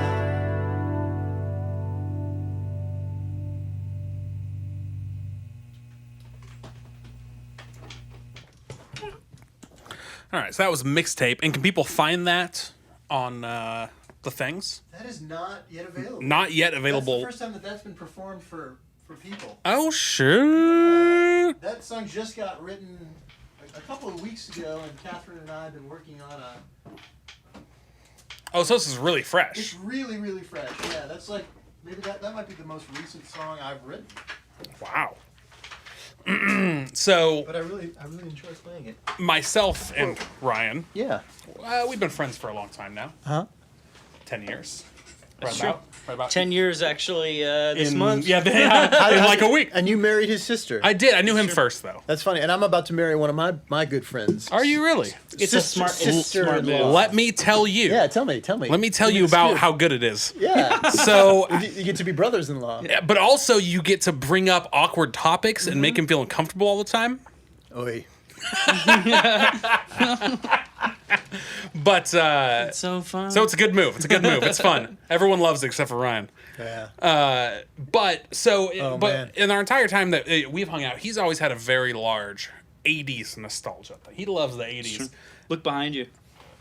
See? Goonies. yeah. Yeah. Which I think the Goonies is a stupid movie. We bring Oh, this I up really every enjoy episode. it. We literally You're bring right. it up every You're episode. right, too. Down we here bring it is up our every time. episode. And every It's fine to enjoy yeah, it. I'm not it saying is it's our not time. enjoyable. Down just- here, up there, it's their time. Down Look, here. look. in the basement, in the hideout. In the and hideout, for the it's our record, time. every week the guest always likes the Yeah, Goonies. but here's the thing. and But no, you but don't. you're missing. You're You're missing. still holding on Here's to the your thing. curmudgeoning. I'm not saying it's not Good segue, enjoyable to people who Curmudgeon, right. curmudgeon, yeah, to people who watched it when they were younger. Yeah. I didn't watch it a lot as an adult, except everyone Well, said it was amazing, sure. and so I looked at it and went, objectively, this is not that great. That's like if you have a McRib sandwich after the age of 20 for the first time, you're like, this is terrible. yeah, McRibs are They're nasty. disgusting. But like as a kid, you're You like, loved this it, still but it's the same thing because I have things like that. I like Neverending Story. Even though That's a good movie. is it though? I think Go it rewatch is. it. I haven't watched it in a long time, but I feel like it won't hold up. The funny, I'll tell you something about the Never-Ending Story. I just found this out yesterday from one of my colleagues, Allie at the Country Music Hall of Fame and Museum. Is that the Never-Ending Story is playing at the drive-in theater in Watertown, the Stardust Theater. It's I've also driven by. playing at what's that place Belcourt? called? Belcourt. It's Oh, is playing- it? yeah, we just went and saw the new Quentin Tarantino there. Oh, okay. And they advertised they were playing a bunch of I old 80s love the movies. Never-Ending Story. I loved it too, but I feel like if I were to watch it now, I'd be like, well, this is stupid. My fiance doesn't like the. I think she doesn't like the Princess Bride. Okay, first of all, you're marrying this Can girl? we just stop? I just re-listened to last week's episode. Yeah. And last week's episode, we brought up the Goonies, which naturally transitioned to your That's because defense. you have a goddamn Hold on. poster of it went in to the your- background every episode. It went to your defense by saying the never-ending story bit. Then we Did it talked really? about the never-ending story. I drank too much last week. I don't Yes, even remember that. and then we're supposed, and then the next thing we do is we sing the song, but we're not gonna. And never-ending and then the guest story. brings up Princess Bride. This happened last heard week. that, yeah. This is a rerun. The exact same I movies love were brought the up. Princess and then Bride. you brought up how I just went to the Belcourt and we watched the new Quentin Tarantino movie in 35 millimeters. something fresh. The whole thing happened last week. Okay, well, okay. This didn't happen last week, though. That's so, true. We should be talking more about Adam Oglebox. So let me say. So I brought up the 80s nostalgia thing because I don't have any 80s nostalgia. There's things I like from the 80s, but I don't have any. Yeah. But I have a ton of 90s nostalgia. I'm like excited that the Which is 90s appropriate, 'cause you were actually that's what I was in the actually 80s, grew up yeah. in. Now that the 90s are starting to come, like they came up with that Yeah. movie mid 90s, which I was not a fan of actually. But Is that a Seth Rogen? no, it's Close. it's Jonah Hill. Jonah Hill. Oh, yeah, right. yeah. Same difference. Anyway, I mean, it was good, but I went into it looking for like nostalgia, and I was like, I didn't live Seth and this Jonah, life. if you're listening. I apologize. You guys are not the same. He listens to every episode, One so is Canadian and the other is something else. something Yeah, else. whatever, Jonah Hill. But like I have a lot of 90s nostalgia, so I felt that. I wasn't a fan of Pearl Jam though.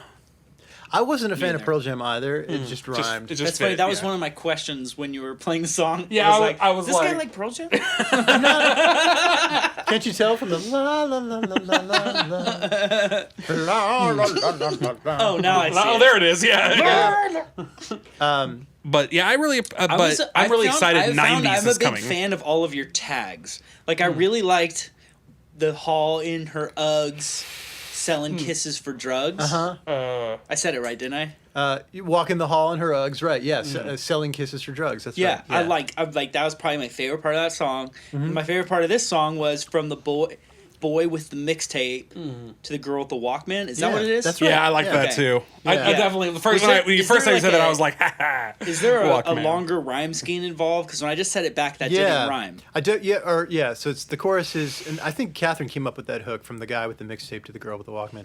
But I don't know how to tell you how I feel. I'm just a skater kid with a demo reel. You ought to know. You ought to know. I didn't catch Nothing that. Compares to You, which is another, Sinead O'Connor, Nothing Compares to You. Yeah. Their music says it better than I could. I Don't Want to Wait. Paula Cole, I Don't Want to Wait. I don't want. Their music says it better than I could. I don't want to wait to be I don't want to wait to be understood. I'll leave it to them. Soundgarden and Pearl Jam. From the guy with the mixtape to the girl with the Walkman. So Pearl Jam. Pearl rhymes Jam. with Walkman. Yeah, it Okay. works. All right, yeah. I'll leave it to them. Soundgarden and Pearl Jam. Yeah. Guy with the Okay. mixtape to the Totally. girl with the Walkman. Gotcha. So I liked it. they're all near rhymes, at the Okay. end there. When it said from the guy with the mixtape, I was like, that's an okay lyric. But then when it went to the girl- girl with the Yeah, Walkman, as soon as you said Walkman, I and was it like, completed it Yeah. and got the good. nostalgia I should have played thing. it to I the was guy. like, Oh, I forgot nice. Walkmans even Right, 'cause, yeah, existed. like Yeah. the Walkman is right, and that was another thing. Like Catherine came up with was like, I've heard of She's these got a devices Walkman. that are pre-iPod. Yeah. And they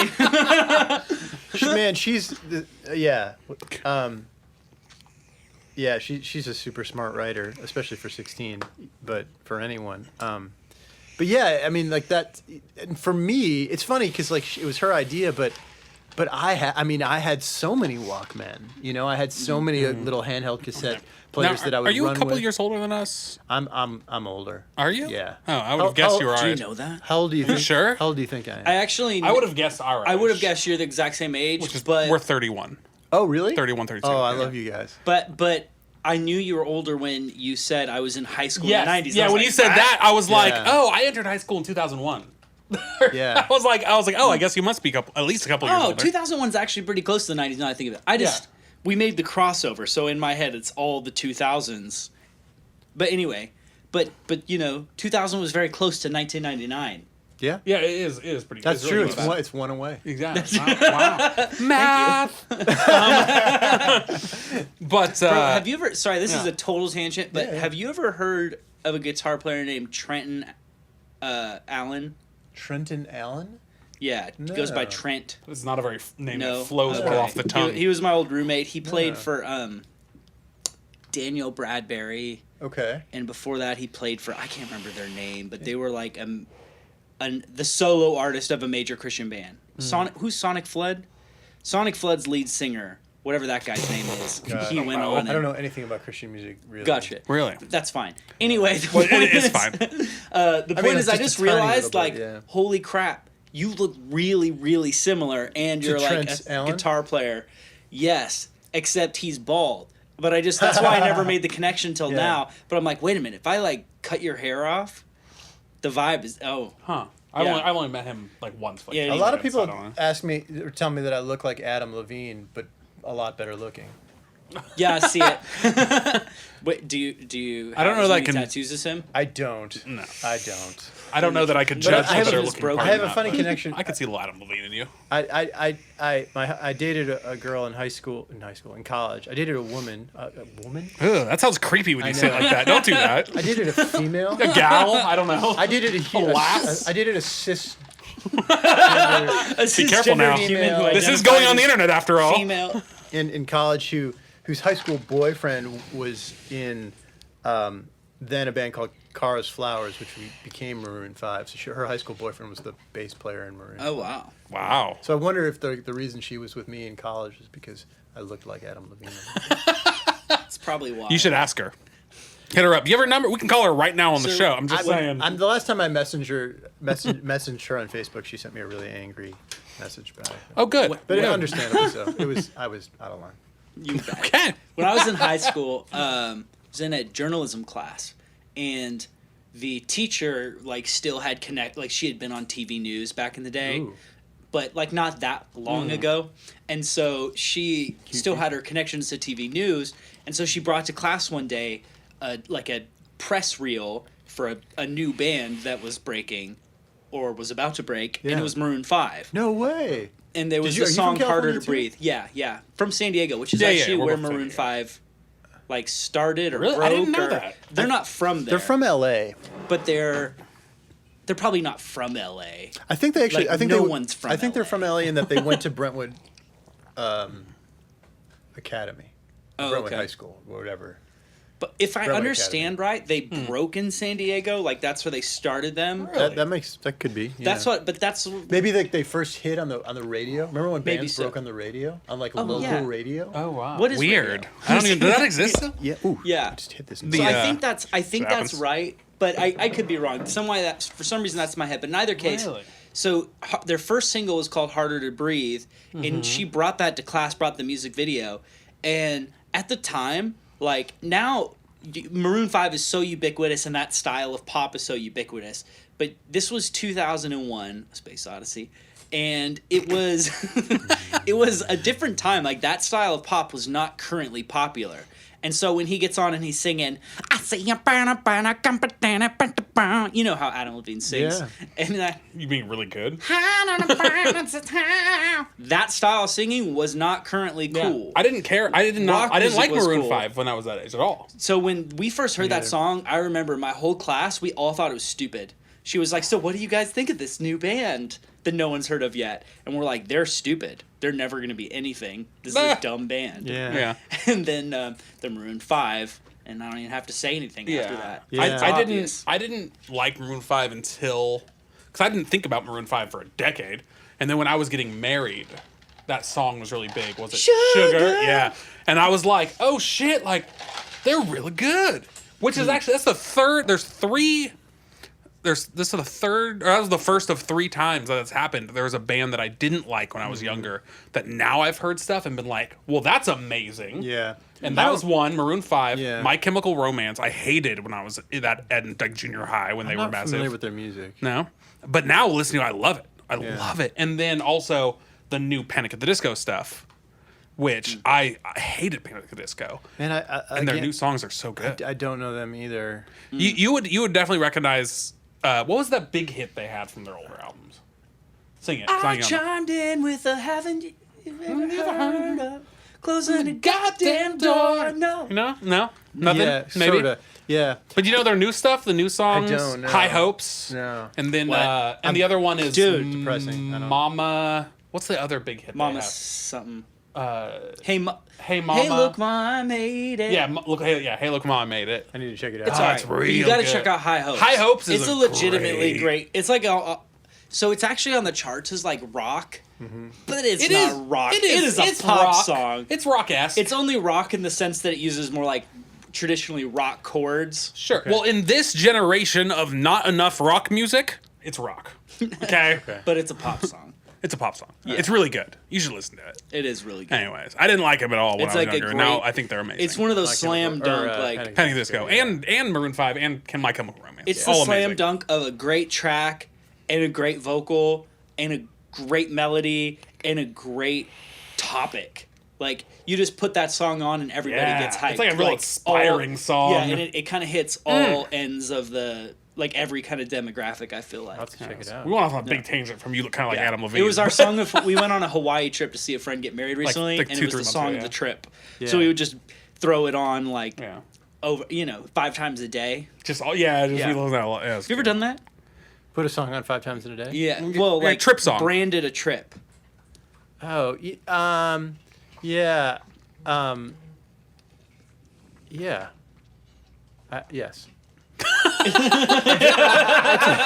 Don't seem so enthusiastic. I took a road trip with my fiance, who was then my girlfriend, a few years ago, and I kept trying her to get. I kept trying to get her to sing with me. When I was like, we would be in the car, I'd be like, "Vacation's all I ever wanted. Vacation's all I ever needed." And then I'd like point the mic at her, and she'd be like, "Yeah."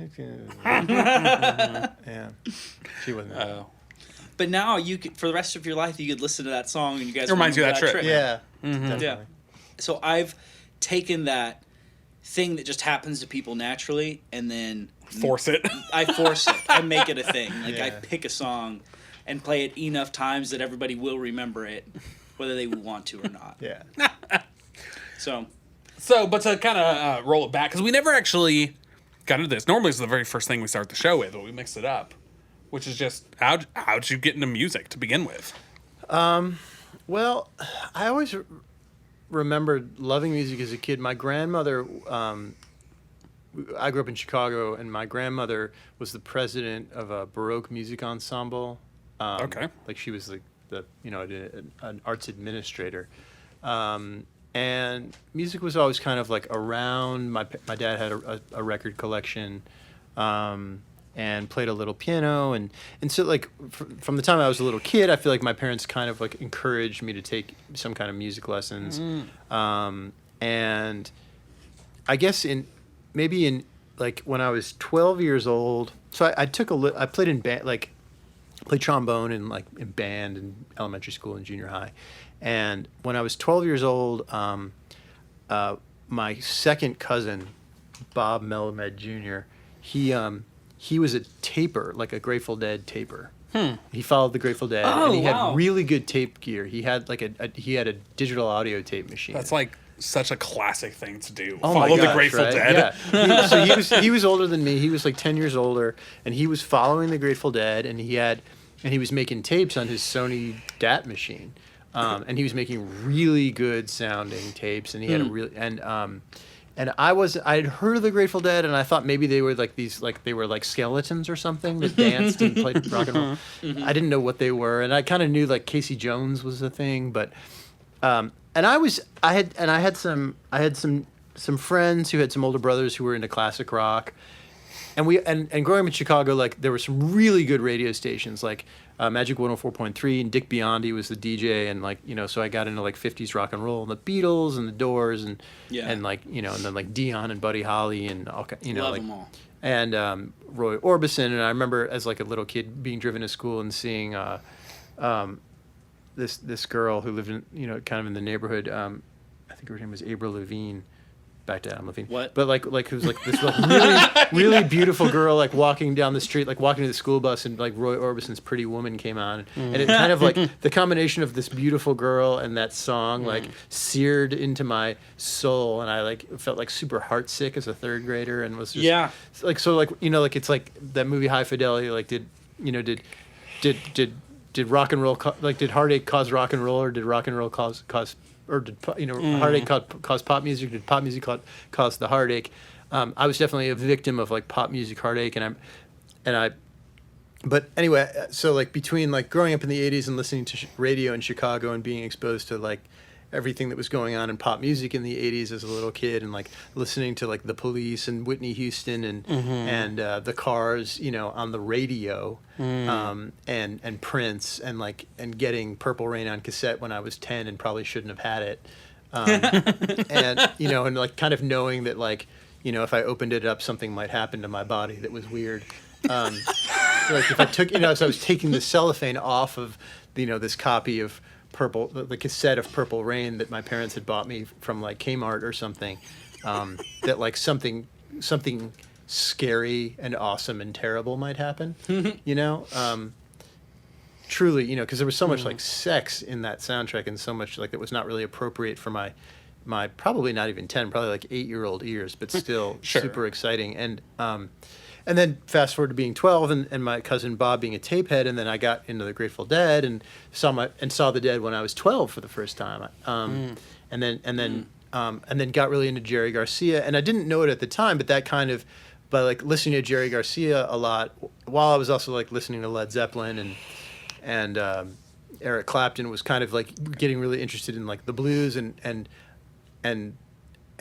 what I would come to realize is like bluegrass and Americana and steel guitar and then when I was 16, started taking guitar lessons. Like on my 16th birthday, drove myself to my first electric guitar lesson with my friend Scott Holton, who was my classmate but had been playing guitar for a couple of years and was playing in a jam band. And then in high school, Phish happened, and I was really into, like I saw Phish a lot. I saw the Grateful Dead a lot when Jerry was still alive.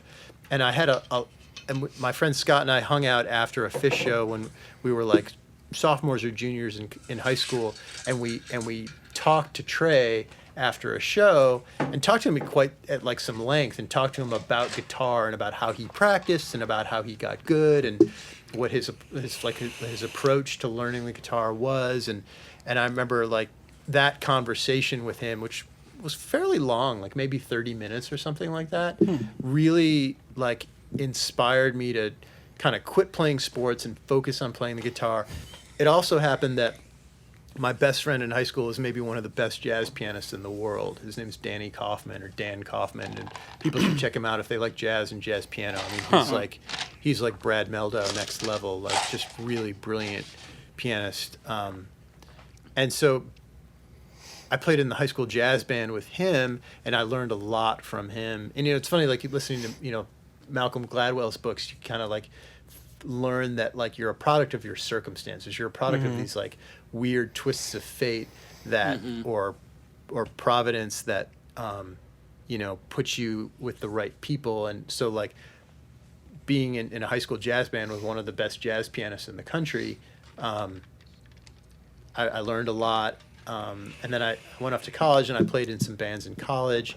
And then I moved back to Chicago and worked in politics for a few years, but started playing steel guitar when I was like 26 or 27, and then at the age of 27 I went to Berkeley College of Music, and that's kind of when things took off. And then I met a lot of people who I know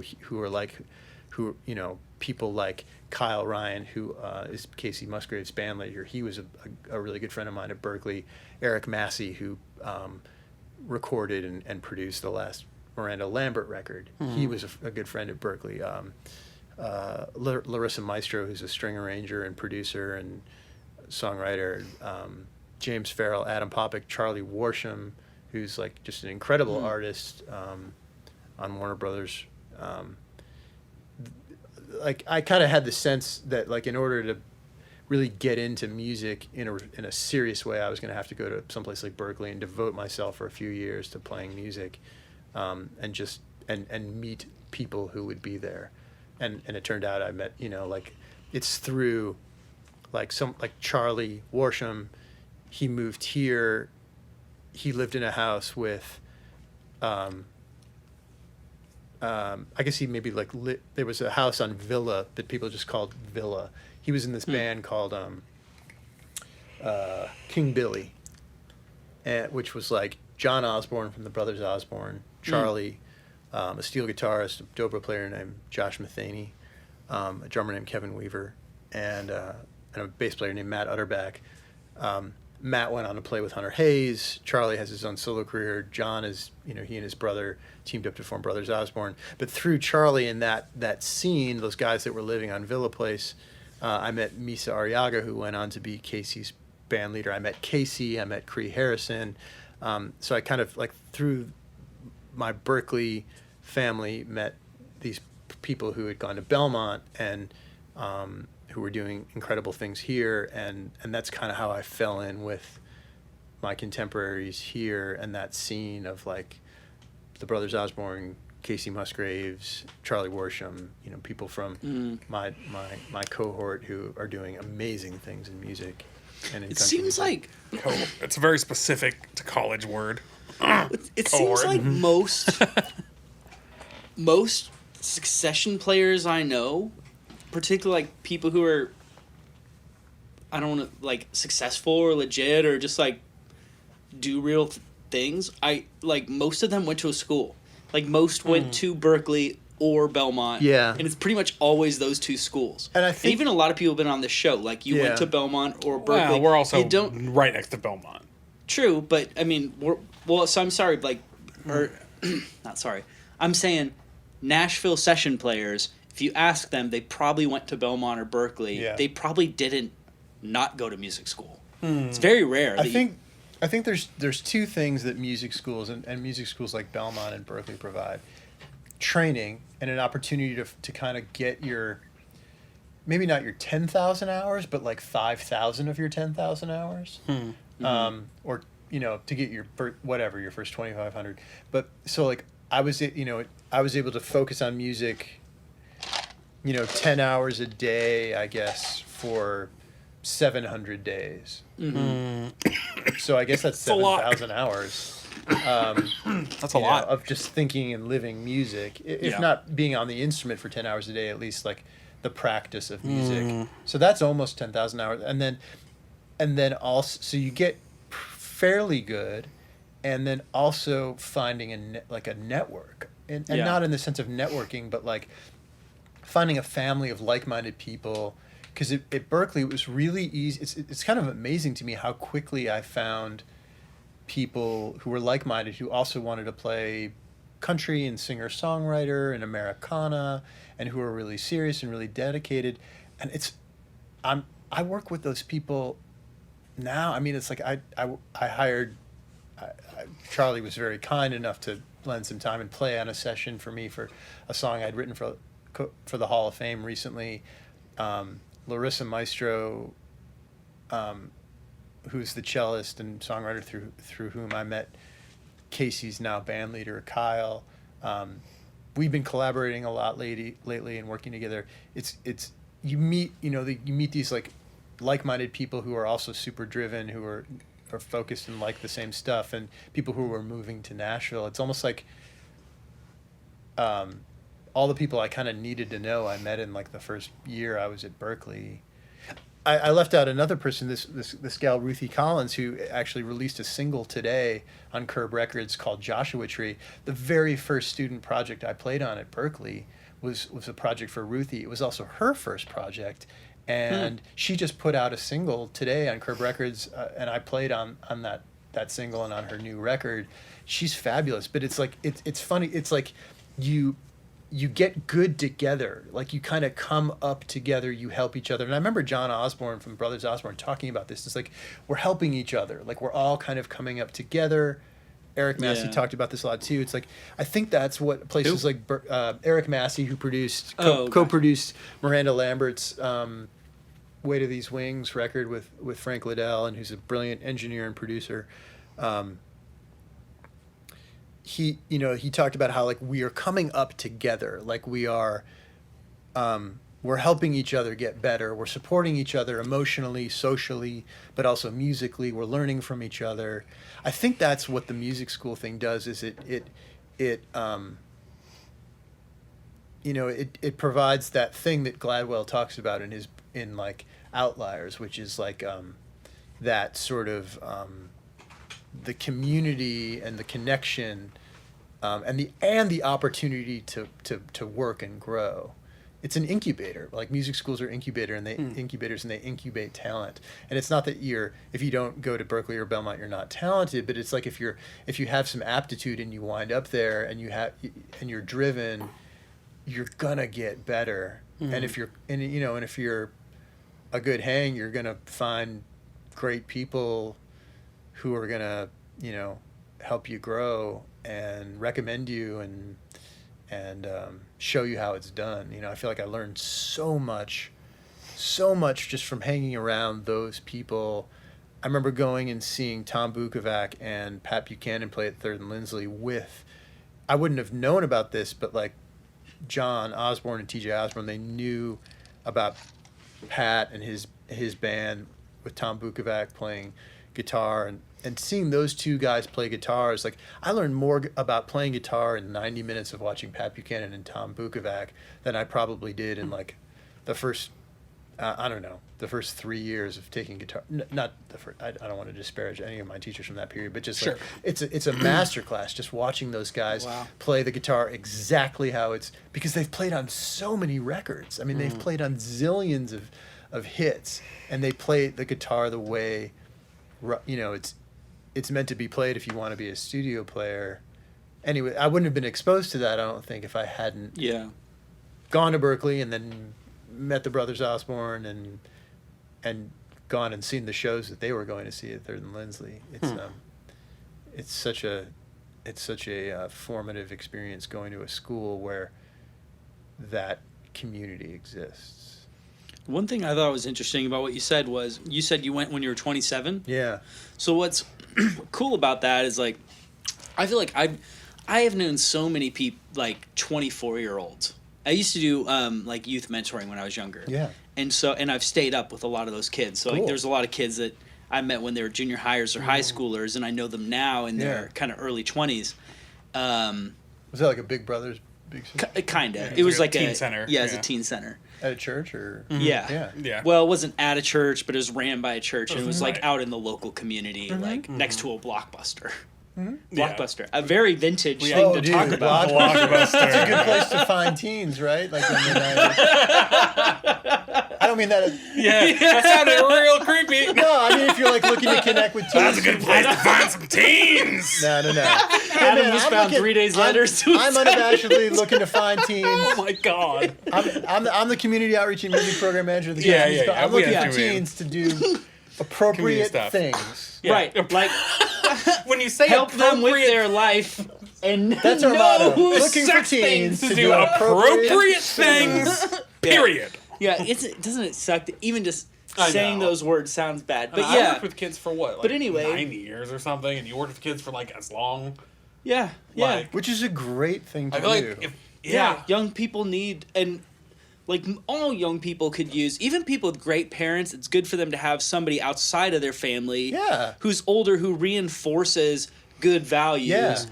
And, Who can say you have really great parents? You know, it Yeah, wouldn't tell you like- to listen to them. Exactly. Or, Wow. you know, to But there's so many kids that don't even or have to that have appreciate the shit good things that Yeah, they have yeah, to yeah. offer, of right? completely terrible parents. You know. And Yeah, they I do. need- Yeah. And so anyway, where was I going with this? So I'm in touch. So I'm in my early 30s, but I'm still in touch with people in their young 20s, and I've had numerous friends at that age who, like people are like 23, 24, and they feel like bummed out that they haven't made it yet, or like that their Oh my life's not together. gosh, You know what I mean? 23, 24? Right. I'm 41. People- I'm still hoping I make it, you know? Dude, I would have said you were 35. Love it. I thought you were max. already. Love it. I Yes. thought, yeah. Let's do it next week. But dude, again, we do this show every week, and we're always like, "You're younger You're than so you." young. You're like 39, my God. so- This show's weird.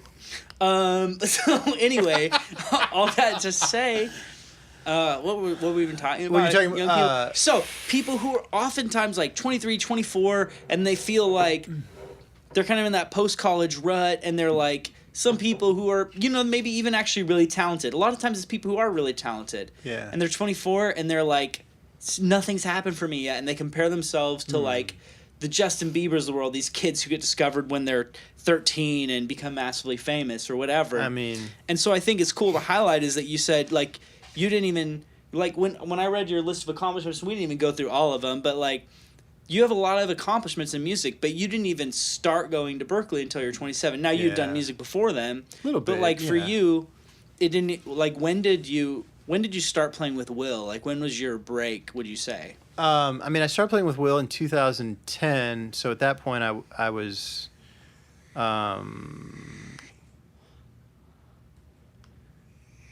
was 33. So Yeah. like Almost 33. 33 was for you your big break, Yeah.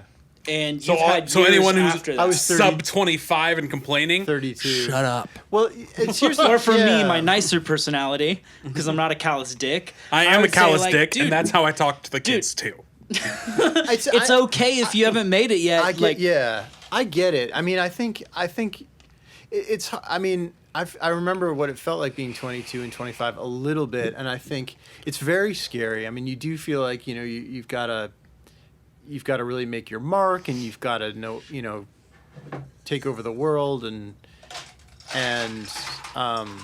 you want things to happen, and you want them to happen now, and you see people who are younger who are massively successful, and it's easy to get really focused on that, but I think look, and I remember going to Berkeley and thinking a lot like it's too late. Like I'm Yeah. doing this thing, but it's kind of too late. I feel like it's. and you were probably going to school with people who are younger than you. I was, yeah, like people like I looked at someone like Charlie Worsham, who is a monstrous player and writer and performer, and and plays with the Time Jumpers and has and tours with Vince Gill regularly. Time Jumpers have a special place in my heart. Oh, do they? Yeah. They were the first band I ever saw in Nashville play live. Oh, on my yeah. very first night coming to town to Oh, see if I yeah. wanted to move here. Yeah. Through like a series of connections through my school, somebody knew the Jeff Taylor, the guy who plays accordion in the Time Jumpers. And so anyway, he He's a invited me whiz. to come see a show. Anyway. Yeah. So what did he play in the Time Jumper? Charlie, I mean, he's like, he sits in with them, but like he also like he'll like Okay, sometimes but he's not like a part of the band. He's not in the band, but I feel like he's Gotcha. a friend of the band, and he's a friend of Vince. He'll like open for Vince, or he'll like open for the Time Jumper sometimes, and sometimes Gotcha. sometimes sit in. He's and even like when he was like 19, I was like 27, and he was probably like 19 or 20. I saw him play a show at Berkley, and it was like, even then at 19 or 20, he was like a little like Vince Gill combined with John Mayer. I mean, it was like evident that he was like something so special musically. He's also a very special person, but like he had like a gift, and he'd already put in his 10,000 hours. I mean, he played banjo on the Opry when he was 12. Wow. And it was really easy to think like, I'm too old, it's too late. But the reality, I think, is I realize now that so much can happen in a relatively short amount of time. I mean, I think if you really sort of put your mind to something, if you commit to something, you can really make a lot of strides. It doesn't happen overnight, but like in a few years, it's amazing what can happen from 22 to 25. Or you look at the guy who started KFC. He didn't start, which I know is super random, but I just know this weird factoid. He didn't start that business. He didn't start that business till he was 65. Yeah. And he died a millionaire, Yeah. Yeah, I mean, I think... Died or suicided. By the Clintons. Yeah. You heard it here first, Did the he know KFC guy, Colonel Sanders. He was left alone by a bucket of chicken.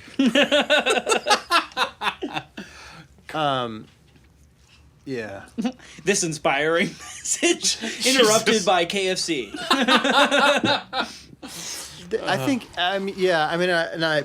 I realize now, like, from 27 to not being very good at all till like 32 or 33, in that 5 to 6 years, You can get a lot done. You can get a lot done if you really focus and really, follow your passion, follow your, follow your heart. Charlie Worsham has a tattoo on his arm that says "Follow your heart." I think it's more than a cliche. It's like it really works.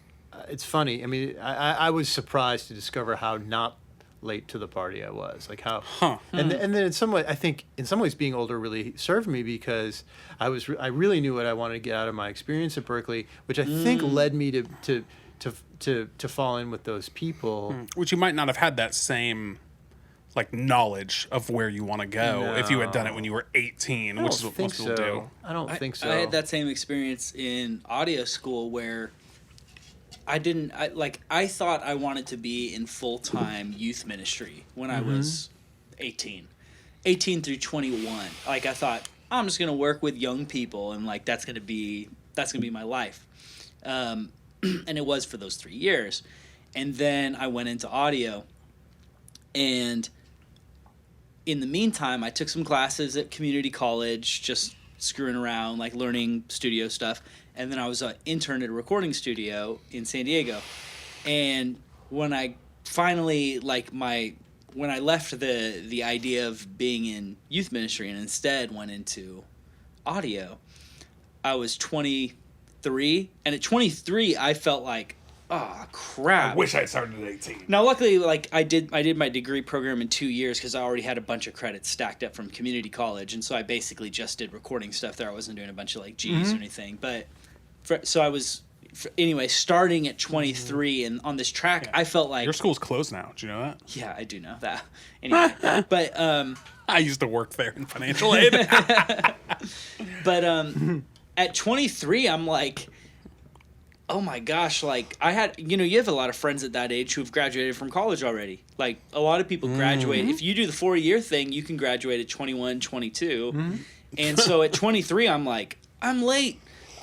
It felt like this huge thing to me. I'm not too old to try my dreams. Now, looking back, I'm like, 23? Yeah, you don't know shit. Of course, And there's so much time. I mean, there's so much. I try to tell myself that now because I'm like, well, I'm 41, I'm almost 42. I guess this is it. You know, Yeah, you're like 43. Next year I'll be 50. Then Yeah. it's 60, and But then the 70, and then But the reality I is, do like, that. in terms of 10,000 hours, you know, to bring it back to Gladwell a little bit, that you could master something in 10,000 hours, right? You could be like really, really good at something in 10,000 hours. Which is a full-time job, It's a 4 full- years. Or like 5 3 years. hours a day for 10 years, you know, like it's like if I was like, I think to myself, like, well, if I wanted to be like a really, you know, if a really great piano player, if I practice 3 hours a day for the next 10 years, like, you know, by the time I'm 50, I could be really good. I could be a really great pianist on top of the other things that I do. Maybe, you know, or like, Yeah. So, I mean, I guess I try to remind myself that, like, it's always, or like, I practice yoga and I have for a while, and like, I'll sometimes I'll get away from it and get kind of out of shape. And then I remember, like, it really only takes going like 3 or 4 days a week for like 3 or 4 weeks to get back to like, I feel pretty good again. I'm in shape again. I mean, and it's always available. Like my uncle, he went through AA, and he talks about in AA they have this thing about like do the next right thing. Like if you fall off the wagon, if you've been sober and then you drink and you like, you know, fall into the wedding cake a la 28 Days, or, you know, do something just really stupid and you just feel like you've really effed up again and ruined your life. What do you do? And it's like, I guess like the wisdom is you do the next right thing. What's the next right thing? And I try to remind myself that if I do the next right thing, and if I keep doing the next right thing most of the time for the next 5 weeks or 5 months or 5 years, like, I'm going to be in a really good place at the end of that 5 weeks or 5 months or 5 years. And that there's, I mean, man, at 23, God, I look at people who are 23 now, I think, you have forever. And I'm sure that people who are 60 look at me and think, oh, 41, man, that's the sweet spot. I'd love to go back to 41 and have another 20 years to you know, to And do then people who are 80 look at 60. True, I mean, People who are 100. Yeah, I mean, you're right. Yeah, I mean, it does you have all translate. the wisdom, and, you know, and your body still pretty much works. Yeah. Now the person who's like 130 are like, yeah, fuck it, I'm good. I don't Man, know. I was at a restaurant. I was at Folk in Cleveland Park, the neighborhood where I live, a few weeks ago, and there was a guy walking in, and his daughter leaned over to me. She's like, he's 102. That's so old. He's 100, 104 maybe. He was 100, you know, celebrating a birthday, maybe 100. Jesus. Wow. That's And he looked old. pretty good. He was walking without a walker. Heck yeah. That's impressive, just right off the bat. He was wearing like a cool members only jacket. He looked good. Nice. Did he have some like Classic. Bose Wayfarers on? Absolutely. cool. He Yeah. was like, he was listening to. He rode up I on a don't know, Harley. 20s jazz in the background. But I think, like, to be like, you know, like with that amount of time, it's like I could live as long as I could do a full do-over. Do Yeah. another then 41 some. years. And then you'll still have another And then 20 do years another on top of 20 that. years. Gee, yeah, You that's know, a it's crazy crazy. way to Yeah. think about time. Nobody thinks about it like that. Yeah. People just think like, look at all the time I've wasted. Yeah, and it's Not like- look at all the time I have. Yeah, like, well, it's like, all right, let's stop wasting time right now. I was thinking of that line gotta from get rid of that Continuum, where John Mayer says, "I play the numbers game to make believe that time has just began." I messed up those lyrics, but Yeah. are you familiar with that at all? Well, is it Stop this train. Sometimes I think, like, what if I'll be feeling like, man, I've really messed things up for myself. Like, if I'd done this, if I'd done that, if I hadn't done this, I'd be in such a better place. And then I think, what if I were like an alien and I just beamed down into this life right now, and I had no judgments about the past, and I was just like, you know, sort of like quantum. If I had just quantum leapt into my current existence and was like working. You're with really what I've dating got. yourself with a quantum leap reference. Just for the record. What if I just full on Scott Bakula? And Scott Bakula. Scott Bakula's daughter Chelsea was one of my classmates at Berkeley, by the way. Really? Weird. Yeah, really Random. Super Sometimes random. I'm just Yeah. like, God, I should have gone to Berkeley. It's not too late, man. You're only It's not too late. You're only 4 years older than Yeah, I was when I let went. you in. Oh, that's true. You can do online programs, but I don't know. You have a studio in Nashville. What do you need to go to Berkeley for? That's a solid point. I don't know if the Hey, opinion when you that- say it that way, it makes me feel better about myself. Well. Yeah. I mean, I'm of the opinion that college is a huge scam, so that's It was a different thing. College for me was fabulous, but I'm sure it was. And I loved when I was in college. And I, That's why a lot of people. and I don't know if you know this about me, but I also graduated from Princeton University. You fancy bitch. I'm a fancy bitch. Wait, did you really? I did, yeah, What? yeah. That I'm glad you didn't tell me till now, or I'd Yeah. have been too like ashamed I of you know. the whole time. Yeah. Ashamed of you? That's the wrong word. Ashamed of myself in your presence. You would have been ashamed. If Yeah. I'd be over here like, oh, how are you? How is Princeton? It's very English. Ryan, were very you always British? But so for me, college was like a huge. Both of those experiences Hold were on, huge. hold the gifts. phone. When the hell did you have time to go to Princeton and all of this? And well, this why? is pre-27. Is this the Yeah, pre-27? this was I started in the fall of 1996, and I graduated in 2000. Yeah. So I'm coming up on my 20th reunion next what was summer. your degree Wow. in? You gonna go? Oh yeah, Yeah. yeah. I want to see those people. This is not copacetic with my original idea of you as a 31-year-old musician. I know, right? It's not Right. fitting in. You didn't know that I'm a 41-year-old Ivy Leaguer. Yeah. Wow. Ivy Leaguer. You I think as fancy as they come. who's it that I follow that went to Princeton? I don't know. He is my favorite. David Tim Duchovny. Ferriss. Oh yeah. So Tim was a year older than me, and we were in the same. They don't have the fraternity system's not really a thing at Princeton. It's they exist, but That's it's cool. I hate It's not. fraternity. It's not. Yeah, it's not really. Yeah. Yeah. Well, But we had these things. We have these things. Princeton has these things called eating clubs, which are co-ed fraternities, more or less. They're co-ed clubs. They're buildings where you like eat all your meals when you're a junior and senior. And Tim and I were in the same eating club, and it's funny. Like I remember Tim. I spent a little bit of time with him because we would eat together a fair amount, and he. I remember like one day my roommate was like, "I'm gonna take a speed reading class. Do you want to take it? It's $50." And I was like, "Yeah, sure, I'll take a speed reading class." He's like, Yeah. "This guy's offering a speed reading class. He's like a speed reading expert, and we're gonna go and take this class." And I was like, "Okay, cool." And I showed up, and it's effing Tim from the eating, like from my dining hall. Really? Like Tim's the teacher. I just paid Tim $50 for this guy. But it's funny because I realize now, like, you know, I listen to his podcast every now and then. I don't really like it. Well, I like it. It's fine. But Yeah, he listens to every episode, just so you know. he does. Sorry. Yeah. I'm sorry, Tim. If Tim even listened to one episode, It's that'd be great. sick. Tim, I drop your name all the time. It's great. I do read his five bullet Five Fridays, Bullet Fridays, which yeah. is really great. get that. But it was really helpful actually. I mean, he taught the class very well. It was clear that he was super prepared and done his homework. And I can see now like how he gets into a thing and really gets into it. Like he Yeah. really will learn a thing. Dude, I haven't listened to it recently because I don't know. I haven't been. So we live about 5 minutes away from here. Real So we live in close. Hillsborough Village. Nice. My studio's in Music Row, so it's a 5-minute drive. That's awesome. I just don't have time for podcasts anymore. Right, 'cause you're not in the car that much, unfortunately, yeah. I listen wish to, like, I were in a I listen car to like more. 5 hours of podcasts every day at work. Oh yeah, because you can do that. My job requires my ears, so I can't. Yeah. So I just never get into podcasts anymore. But I had a time where like I tore through every Tim Ferriss episode. Like I don't know, I really respect that guy. And He's a brilliant dude. anyway, yeah, I'm a massive fan of his podcast. Wait, so why did you go to Princeton? I Because like that's to a really cool thing to do. I like to think that it's an interesting story. So my grandfather, Klaus Joachim Ollendorff, was born Obviously. in 1917 in a city called Breslau in Germany.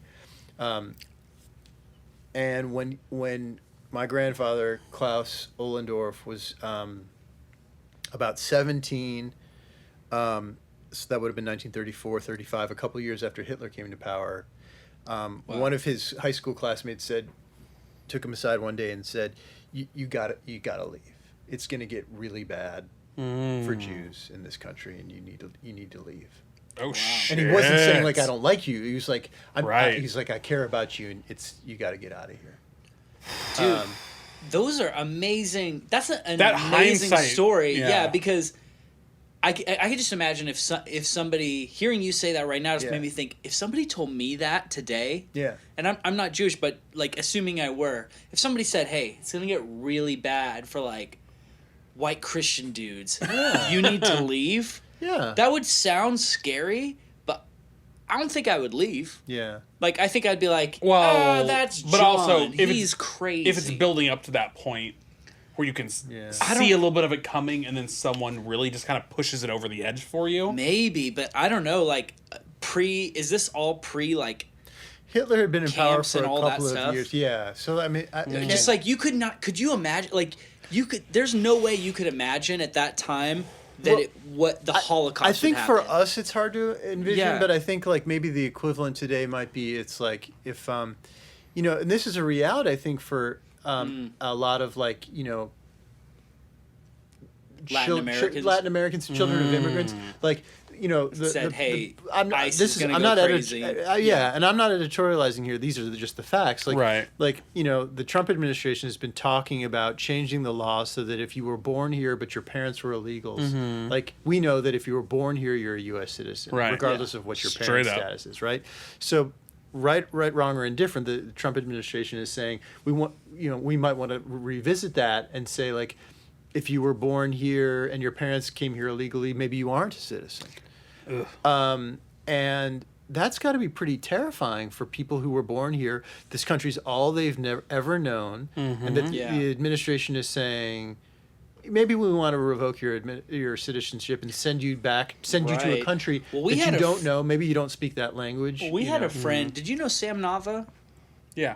Sam I've met Nava him is a couple times, a friend from church back in San Diego. Like he wasn't legal, but because he wasn't born here, but he had been here since he was like 4. Yeah. And he's just like Sam. I mean, he had a real thick accent, but like he was an American as far as any of us were concerned. And he went down to Mexico one time, And he couldn't go just back. because like we would all go to Mexico. Like we would go to Mexico like it's 15 minutes away. So you'd go on a weekend just be like, let's get lobsters and, you know, do Mexico things. And he went and like got pulled over or something happened and he couldn't come back.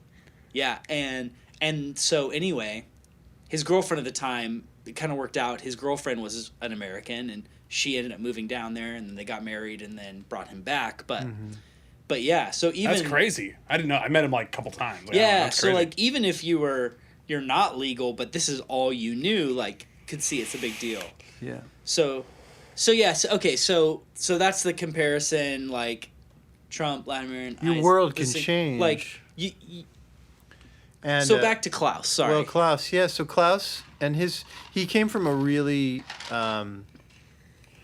his father was a really successful businessman and had resources, and he was able to leave, and he and most of the rest of his family eventually made it out as well. Everyone but his father, who sadly, like when the Gestapo did eventually come to arrest him, committed suicide. Wow. Holy crap. Which is intense, right? Yeah, it's super intense. Yeah, but my grandfather came to the States and he got a job in a factory in Trenton, New Jersey, which is just kind of down the road from Princeton University, from Princeton, New Jersey. And he was a punch press operator at the age of 19 or 20 in this factory. What is a punch press? I think it was like he would push metal into a machine, and then like something would come down and punch like a shape into the metal. Basically, like, you know, I don't know what that factory was producing, but like it would punch out a metal shape, or maybe it might have been like a circuit board. It was like punching holes into it like a circuit board or something like that. But it was like a machine that would punch a hole into something. Okay. And he pushed the metal in, and the machine came down, and it chopped off the tips of his fingers. I know, right? Like how many fingers? Well, I think maybe like the tips of like 2 or 3 Oh, like wow. his middle finger, and then like maybe. Oh, his don't put your ring fingers finger. that far in the machine, man. Yeah, right. Well, this is probably before OSHA. Because that's a clear violation. The clear OSHA violation. So, Wow. so Klaus had a cousin in Chicago, and he went to Chicago for a little while to sort of convalesce, and I think he may have like had some surgery there and seen some doctors there. And he was at a cocktail party one evening, and he met someone who knew someone who was the head of the German department at Princeton University, which was just down the road from where he was living in Trenton. And he connected my grandfather with this guy who was the chairman of the German department, and said, maybe he can help you. Maybe he can help you like get some work tutoring German or something, because he was kind of out of commission for a while. He couldn't like have an office job because he didn't speak English well enough, but he couldn't continue working in the factory at that time because he had a big bandage on his hand. And so he went and met with this professor at the university, and the guy hooked him up and got him some work tutoring German. And so he would take the train from Trenton to Princeton, which was only, I think, one stop. And he spent a fair amount of time there and really kind of fell in love with the place. And if you've never been there, Princeton is like the quintessential looking college, like Really? Gothic buildings and beautiful old growth trees, and it's just spectacularly beautiful. Have you ever seen the movie School Ties? It sort of feels like that, or like Scent of a Woman. It's sort of that vibe. It's like what you imagine when you picture an Ivy League school. It's just really, really beautiful. Literal ivy going up It's to buildings literal and shit. ivy Yeah. on buildings. It's so beautiful. And he fell in love with the place, and he told me that like he saw his first American football game and had his first milkshake. That's like a thing that didn't exist in Germany at the time. And got to do sort of college-y things. And he was college age. I mean, he was like 20 years old. Wow. I think he really, and I know he really wished he could be a student there. And he was really sad when he kind of healed and was able to go back to working in this factory. And it was kind of heartbreaking. And I think he even would take the train from wherever he was living, and it would pass through Princeton Junction, which was where you would get off to take the little shuttle train to Princeton University, and he'd have to keep going to go on to Trenton. It sort of broke his heart each time when he wasn't getting off the train. Wow. And so as a kid, when I was like maybe 11 or 12, he took me to New York City for the first time, and we went and saw some Broadway theater and musicals, and we took a little day trip to Princeton.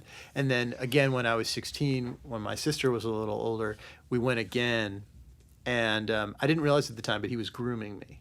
He was sort of trying to plant the seeds of, this place, this place that was so special to him. Yeah. And when I was applying to colleges, my game plan was sort of like, I'm going to go to a state school. I'm going to save my money for grad school, maybe, law school, maybe medical school, who knows. And I'm not going to apply to, the fancy, expensive schools. And my grandfather said, I really think you should apply to Princeton. If you apply to Princeton and you get in, I'll pay for it. Damn. Yeah, right? Princeton's an expensive school. Yeah, I mean, this was 1996, but it was still super expensive. And it's funny because like he had actually ended up being really successful in business, and which is remarkable, to come, to be a refugee and kind of start with nothing, and then he worked his way from the punch press up into a managerial position, and eventually started a business of his own and was pretty successful and could afford to make that offer. So I applied to Princeton, and one of the essays that I wrote, I had more or less the grades to get in. I wasn't at the very top of my class, but I was a good student and did well and did a lot of different activities and played music. But I think what really got me in is I worked really hard on my writing, on my essays, and I wrote about. One of the essays that I wrote was the story that I just told you guys. Right. About it's a good story, especially for Princeton admissions. Right? Yeah, totally. Yeah. Because it's like I think they're looking for people who are, I I think most schools like that are looking. Everyone's got good test scores. Everyone's got good grades. Sure, right.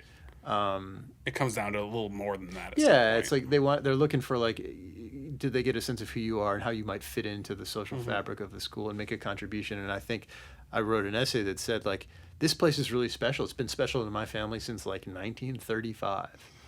That's a strong argument. And like, and I'm second generation, but my grandfather had a dream of coming here, and he kind of instilled that dream in me, and I have this connection to this place, and I won't take it for granted. And I didn't. I had an amazing experience there. Wow. I had a really, really incredible experience. What was your degree in? I studied literature, comparative literature, which was a little bit of a. It's funny. Like I came home for fall break the first semester, and I'd been taking some music classes, and I'd been playing in a really good band, and was taking private guitar lessons, and I told my parents that I wanted to major in music, and my mom, I think, cried. Oh my God. She was so worried that it was like a waste of an education and that I would wind up poor. I think she was really worried. I think her thought was like, that is like a dead end. Which, to be fair, for 99% of people who do, it is. A lot of people just go for music and it doesn't work. Yeah. Is your mom Jewish? Yeah. Okay. Yeah, she was expecting me to be a doctor lawyer. The stereotypes in my head of Jewish families, I'm like, I see a mom being very involved in her children's lives. Like, yeah. My mom was not involved in my life really? whatsoever. My parents are very hands-off parents. I kind of wish they were a little more hands-on. I think the stereotype applies. I'm like, my parents give a fuck what I did. I'm Yeah. like, I'm doing this now. And they're like, all right. Well, and it's funny, like, again, not to bring it back to Gladwell for a second, he talks about this in Outliers, too, about a lot of, like, Jewish immigrant families doing really good. Well, and coming here poor, and then like the first generation, like the immigrant generation, sort of struggling, but then working hard enough that their children could go to law school or medical school. And I think that there was a bit of that expectation among because my mom's parents were very much working class, and my mom had a profession that was. My mom had a master's degree. My grandparents didn't go to college. Or my mom's parents didn't go to college. My mom went to college. She got a master's degree. She became a social worker. And I think that her thought was that I would take it a step further and that I would become a doctor or a lawyer and that I would be really financially secure. And that's kind of what you do. And that's, that it was really important to like. And I realize now, I mean, that it is really nice to have financial stability. It is really nice. But I don't think that she could foresee that I might be able to apply my abilities to something creative and be just as successful. It's so funny. I'm envious in a way of like, I think that you see that happening in Jewish families, Asian families seem to be that way.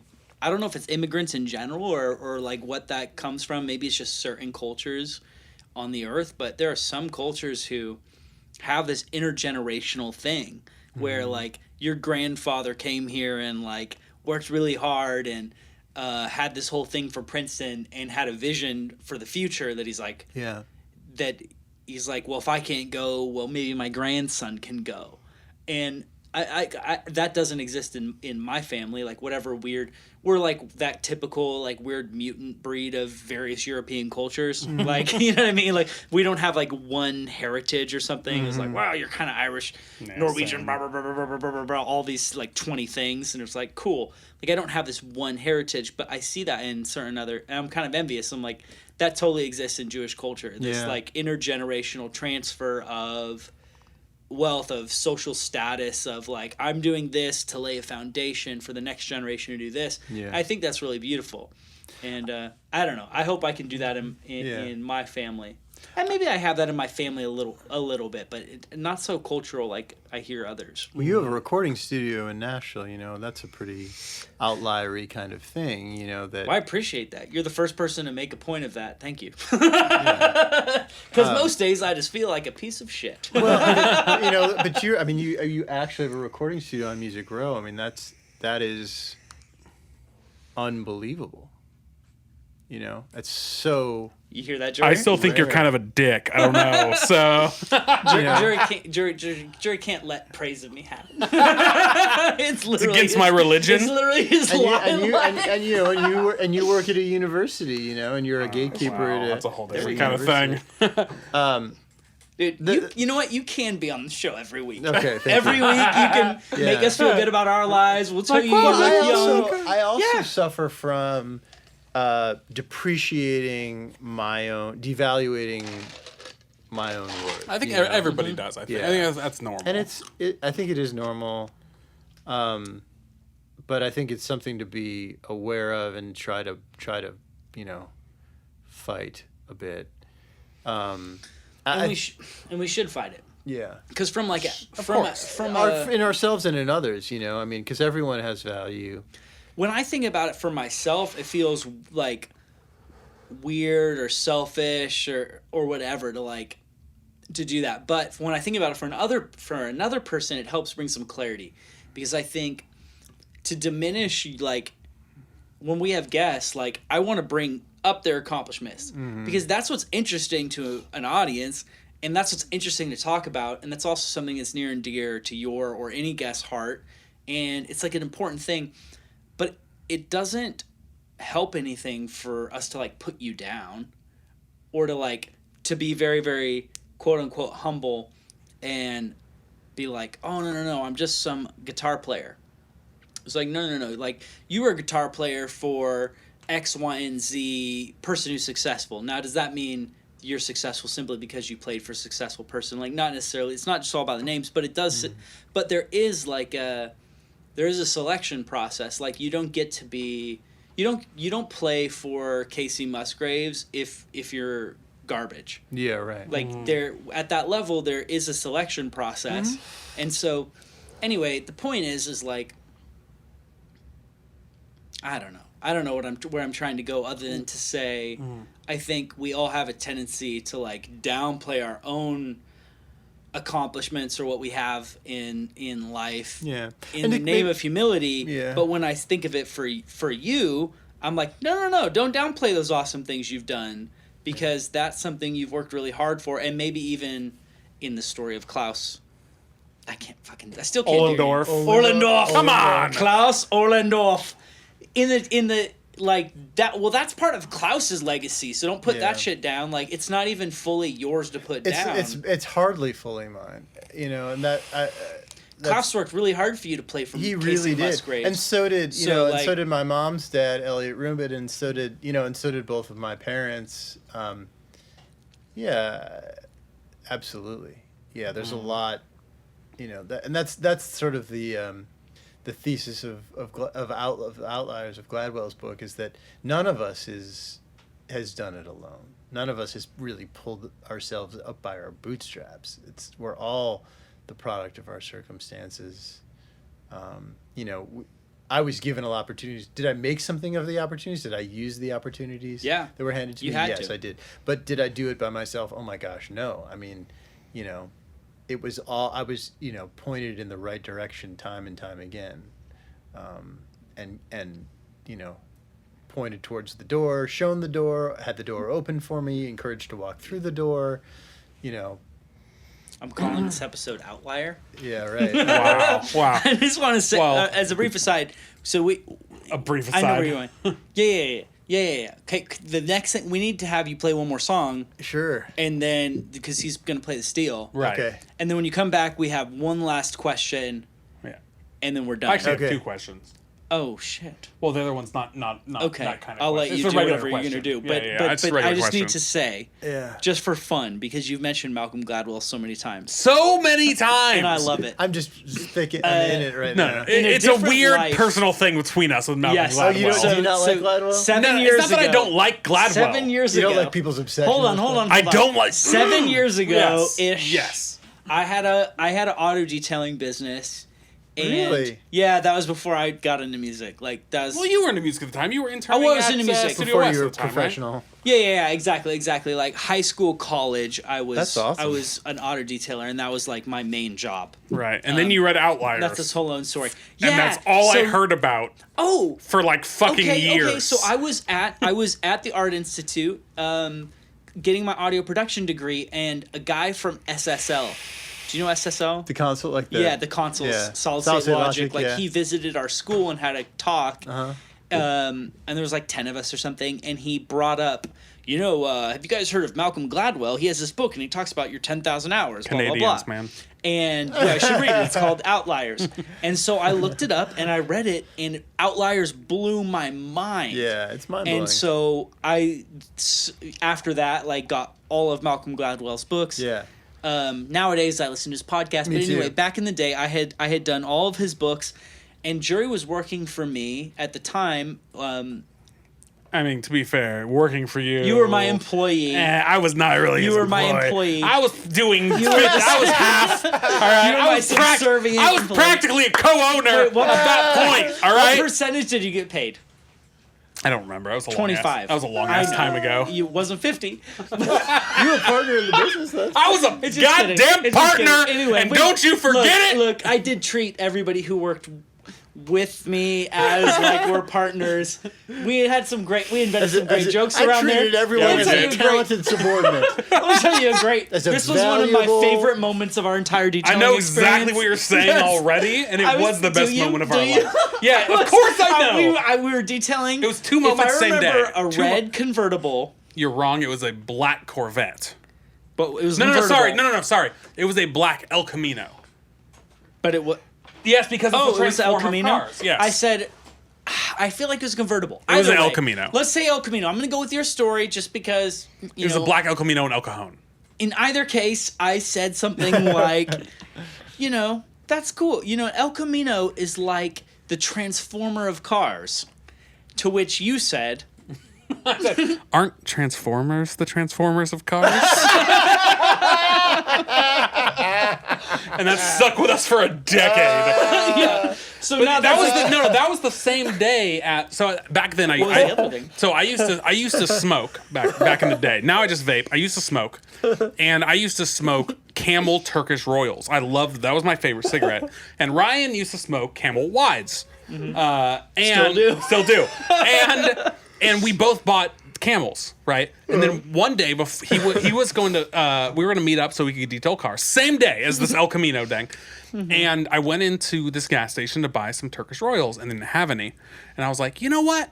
Let me get some Marlboro Reds, which is like the trashy, like white. I mean, it's not it's probably the most sold cigarette in the world, right? Yeah.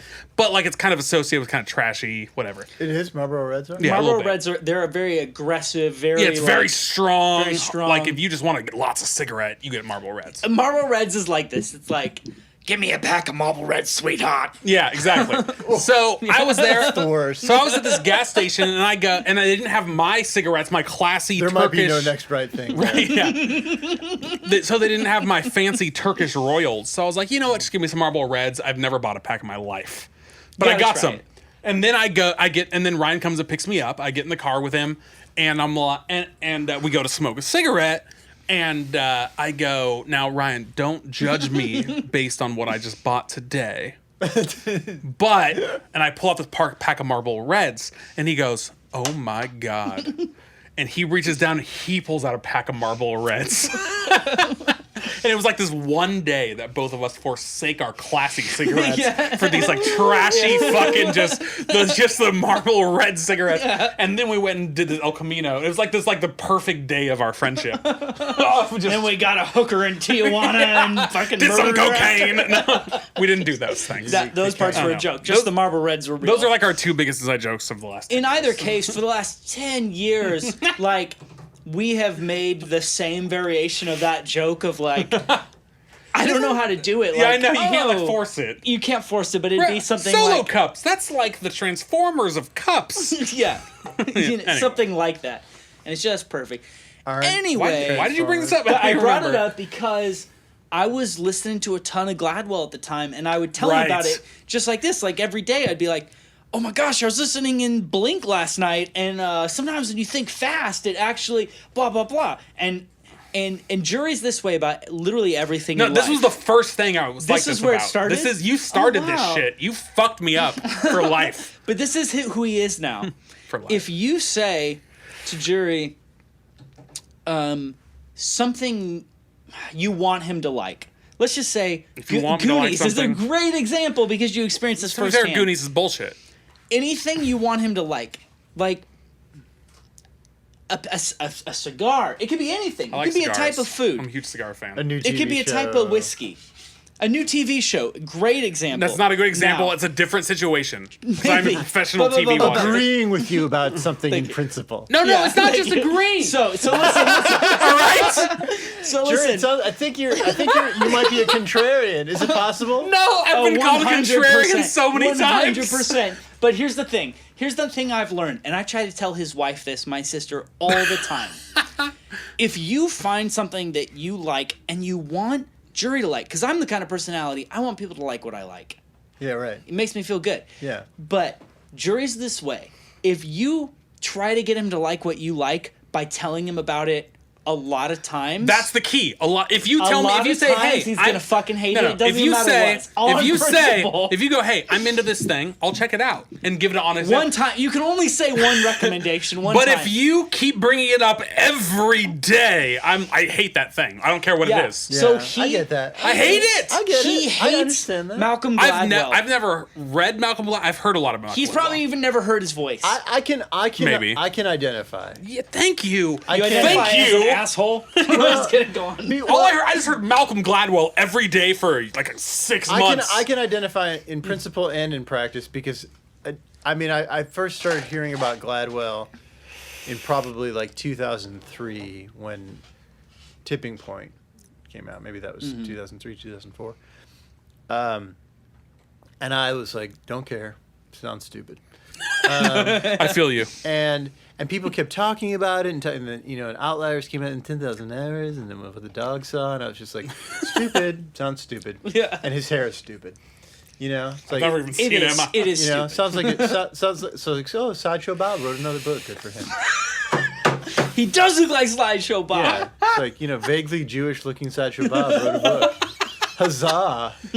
I think you just mean Bernie Sanders. Well, but the hair, Malcolm the Sideshow Bob. Yeah, sure. Yeah, and then I went on. I remember years ago, like when I was a single man, I went on a date with this gal, and she gave me. She was really into Gladwell at the time, and she was cool. I hope my fiance isn't listening. She listens to every episode. She does. No, but this is.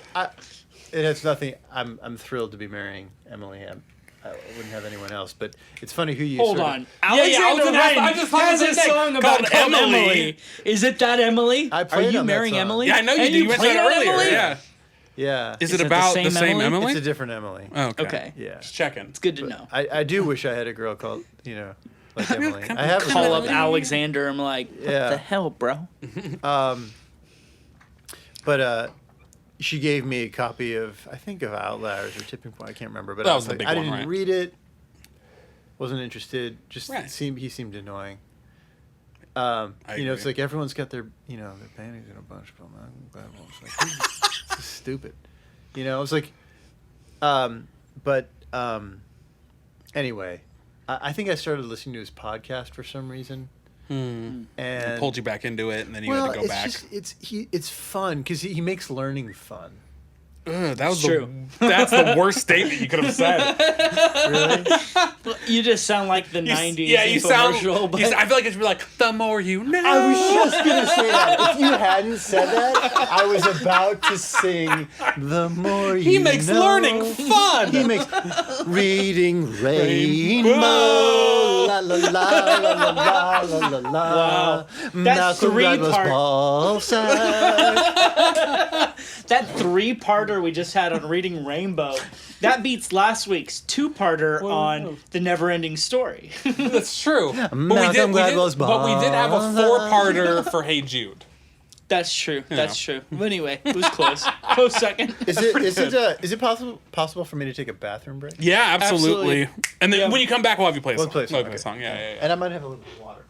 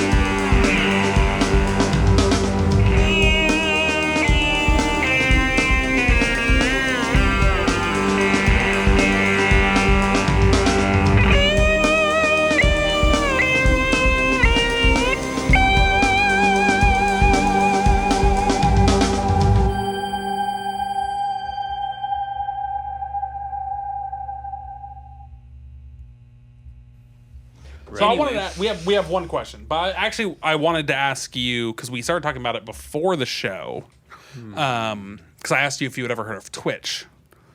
Right. And you started talking about, I mean, your position at the Country Music Hall of Fame. Yeah. and something relating with Lil Nas X. Yeah. And I was like, well, let's wait and let's talk about the kind of stuff on the show. And we never did. Sure. And we never did. So I was like, I want to bring that up because I don't know where you're going with that. Right. Or if you were going anywhere with that. Yeah. So in my role as community outreach and music programs manager at the Country Music Hall of Fame and Museum, .com, .org, I should say. Obviously. I help direct summer songwriting camps for kids, young songwriters ages 11 to 18. When I was at Berkeley, we took a couple of there's a spring break trip run by a couple of Berkeley professors, Pat Pattison and Stephen Weber, who take students down to Nashville from Berkeley every spring break, and they put together these panels that are super interesting. They do like a session player panel and a music business panel, and from that experience, I had the idea of putting together a music business panel at camp. And this year, we had a gentleman who's Little Nas X's publicist. Sorry, I'm wrong. He is Billy Ray Cyrus's publicist. Okay. And really great guy. And he, and man, his name is escaping right now. It's terrible. But I hope he's not listening. He does listen to every episode. But super, super nice guy.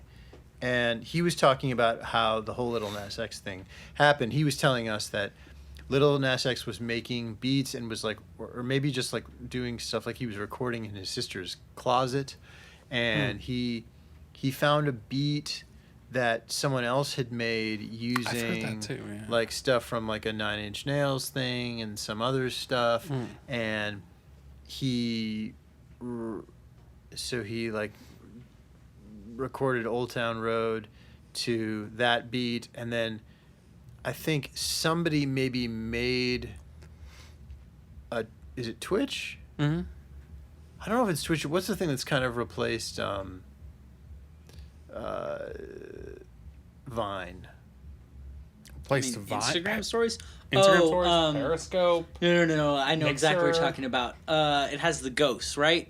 Little know. ghost Ghosts? profiles. I don't know. It's a video. Snapchat? Just Snapchat. Not Snapchat though. Really? And maybe it is Twitch. Twitch is mainly live streaming. Okay, but it is okay. So maybe someone I think There's it was 100% Twitch, live streaming. like made. But is there another thing that's video, but also like Vimeo? short videos, but not I don't Vimeo. know of it other than Instagram It must be stories. Twitch then. I think it's Twitch. Made a video to go with it of some kind, and that is what made Old Town Road go viral. Huh.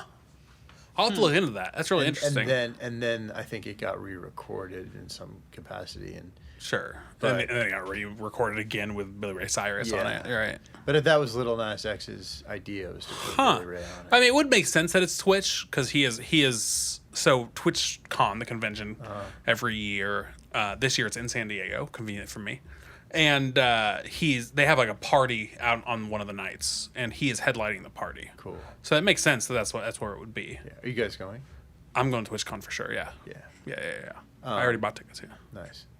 So I don't know. That was interesting to me. That kind of Yeah, happened. that is on- really interesting. on social media. Because his whole thing really kind of intrigues me with its like, is it country? Is it not country? Which I have I gotta no. say, it's not country. I'm thinking about a it country in to this last week because we talked about it a little bit last week. Thinking about it, I really have my suspicions. Not because I know anything, but my suspicions of just thinking through marketing brain that somebody thought this will be the controversial shit that we can bring up. Like, I think Yeah. somebody made that controversy happen to make it blow up. Man, my Oh. Because that's how I heard of Look. it. I'd never heard of Lil I Nas hadn't X either. or Nos. Old Town Road or It's- any of that shit. For the But it record, came to it's my- Nos. Nos. No. It Like came to the rapper like Nos. Nos. Right. He's the Yeah, smaller Little version. Nas. Who is I didn't hear about it Yeah, it's a whole until other it thing. was controversy. Is this country or not? And I just really wonder if somebody, I mean, unless that they just lightning struck, like somebody had to make Here's the that thing. controversy I happen. think Billboard and country radio still is that racist. Right. Yeah. I mean, you might be right, but like for me, so I'm not a country fan. I'm warming up to it as I moved to Nashville. Like growing up, I've never been a country fan. Yeah. I grew up on the West Coast. It wasn't massive in the culture I grew up in. And You said this last week too, by the way. I'm not that guy. I'm just I wasn't a pointing out how country you're a fan, and I like some country. I don't know. It's a whole whatever. But when I heard that song, I think it's super catchy. But it's really hard for me to say, oh, that's a country song, coming from someone who knows nothing about country. Like, I can't really say that. I can't say it's a country song. It doesn't sound. It's a fucking hip hop song. Hold on. Here's my opinion. Yeah. My opinion is it's a trap song with rural themes. Yeah, rural and themes, some country themes, country elements thrown into it, and that's cool. And here's my other opinion that goes along with that. I kind of like it, and it makes me a kind of a basic bitch, but. all I can think is, can nobody tell me nothing? You know what it sounds like? It Nobody sounds tell like me the nothing. Lonely Island Boys coming out with a country song. Yes, it does. It sounds like it's a spoof. 100%. It sounds like a spoof. But here's the thing. Yes, it does. But here's the thing to me.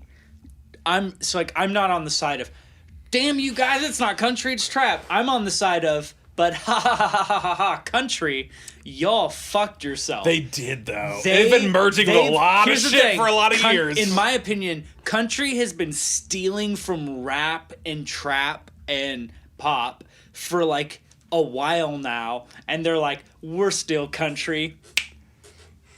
We're still country. Yeah. And just I mean, like, throwing their Florida hip hop Georgia beats. Line, yeah. Those fuckers, they made country into rap slowly but surely over time. And they're like, no, we're country. And it was kind of like, you're not country.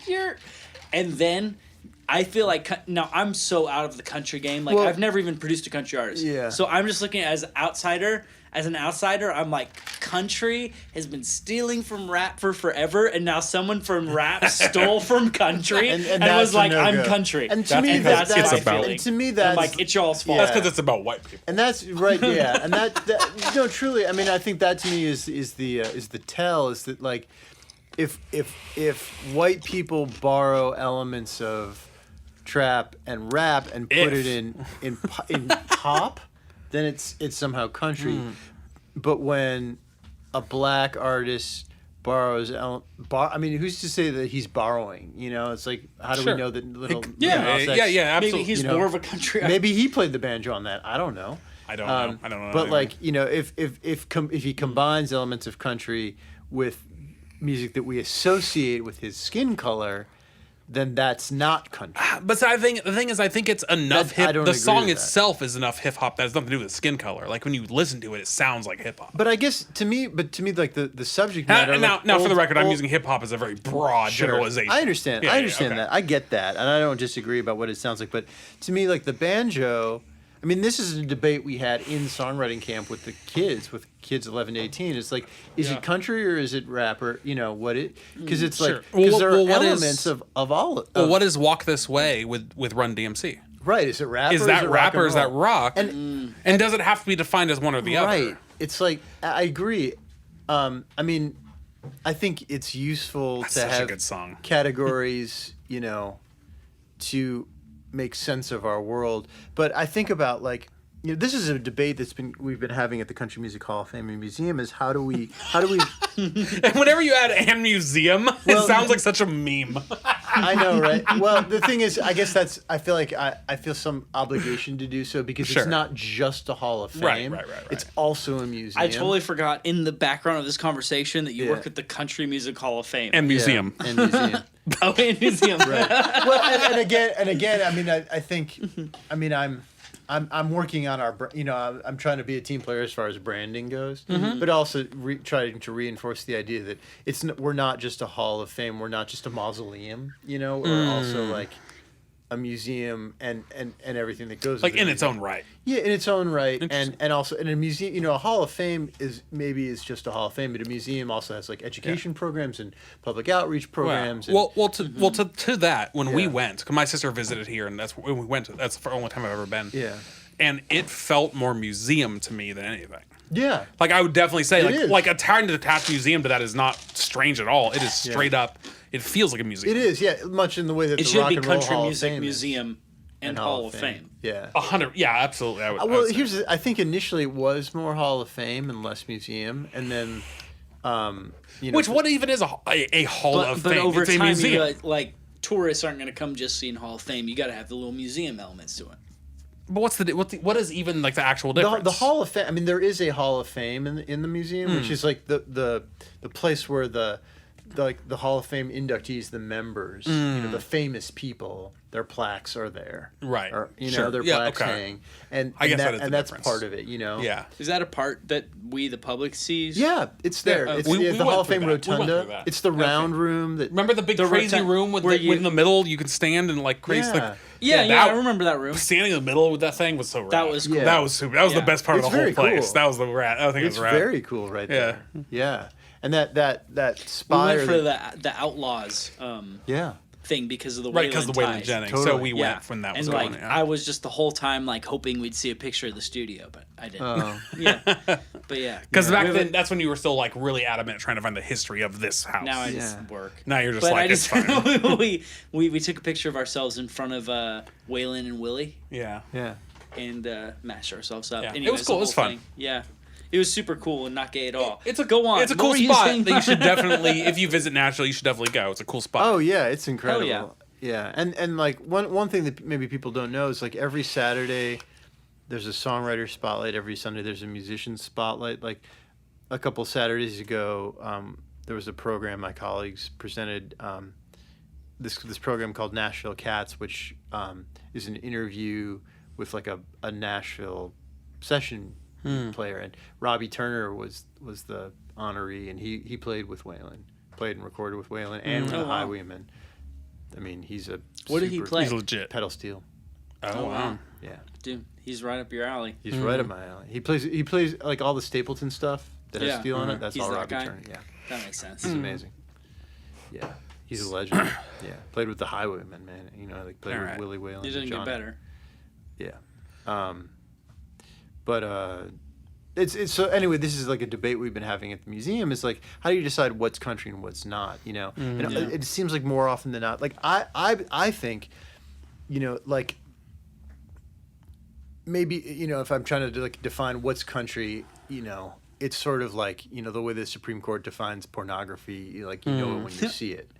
I don't know how the Supreme Court defines There was a pornography. Supreme Court decision where one of the justices That's wrote, really like, interesting. You know, I don't know how to define it, but I know it when I see it. Huh. Man, I don't mean applying that flippantly at same all. logic, I would define it as not country. Well, so I think of like George Jones is country to me. Okay. You know, like George Jones is country. I know that that's country. I know Yeah. that that's not rock and roll. Okay. It's country. You know, is Flat and Scruggs country?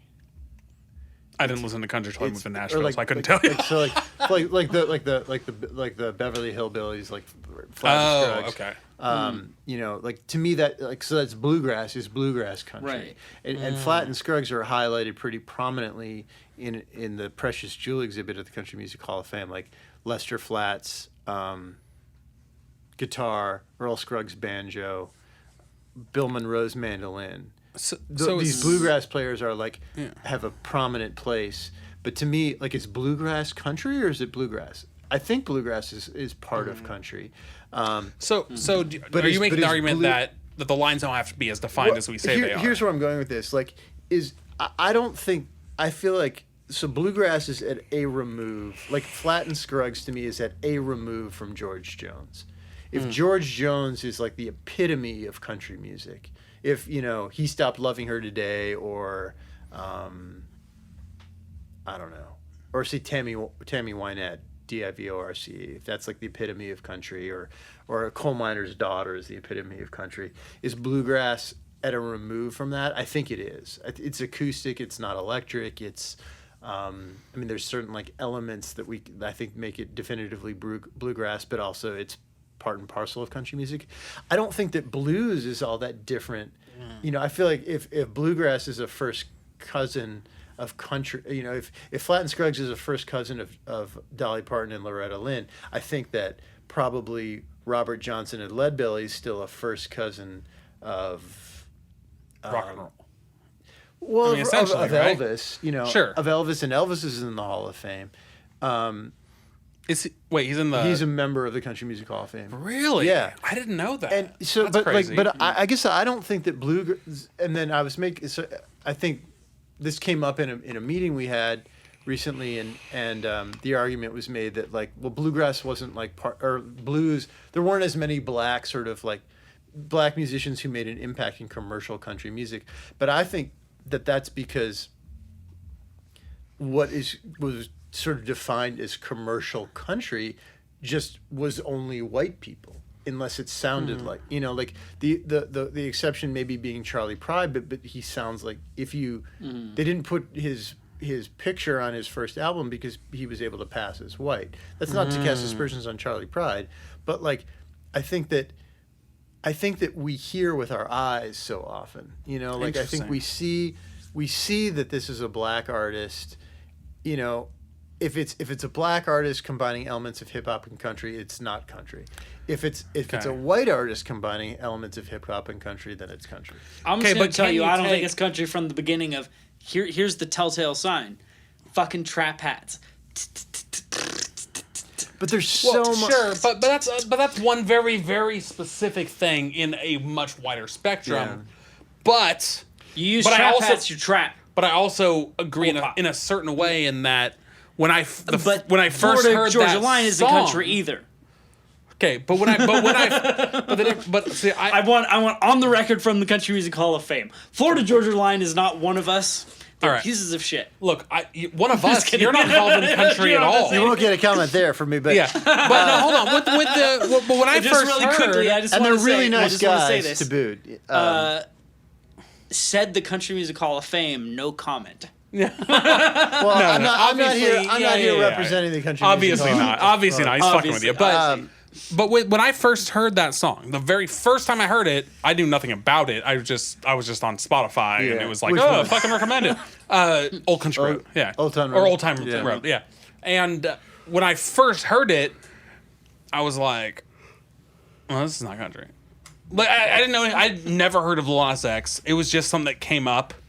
And it was like, recommended for you. Yeah. And I've been listening to a lot of Eminem recently. You know, and that's what it recommended to me. And when I hear, I never did I think that was country at all. Like I had heard it a few times, and then I heard there was this big debate. Yeah. I didn't know anything about Lil Nas X. In either I guess way, I would now, to be honest, I would have assumed he was black because I thought it was a hip hop song. And that, you know, that's what I would have assumed. In either way, like whether he meant it or not, maybe he really just wanted to incorporate country elements because he likes country. That's totally possible. But I would like to think that he's kind of a genius and that he was just like, everybody likes country music.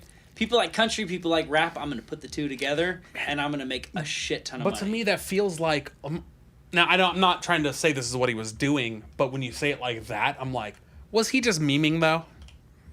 You know what I mean? No, I don't think so. I think he was just making a song that he thought would fucking blow up and make a bunch of money. And you know what? It is a catchy song, and it's very interesting and different than what I've heard before. I don't know. And I dig it. To me, it seems like most of the controversy I do too. It seems like the controversy comes from marketing, and it's an interesting question.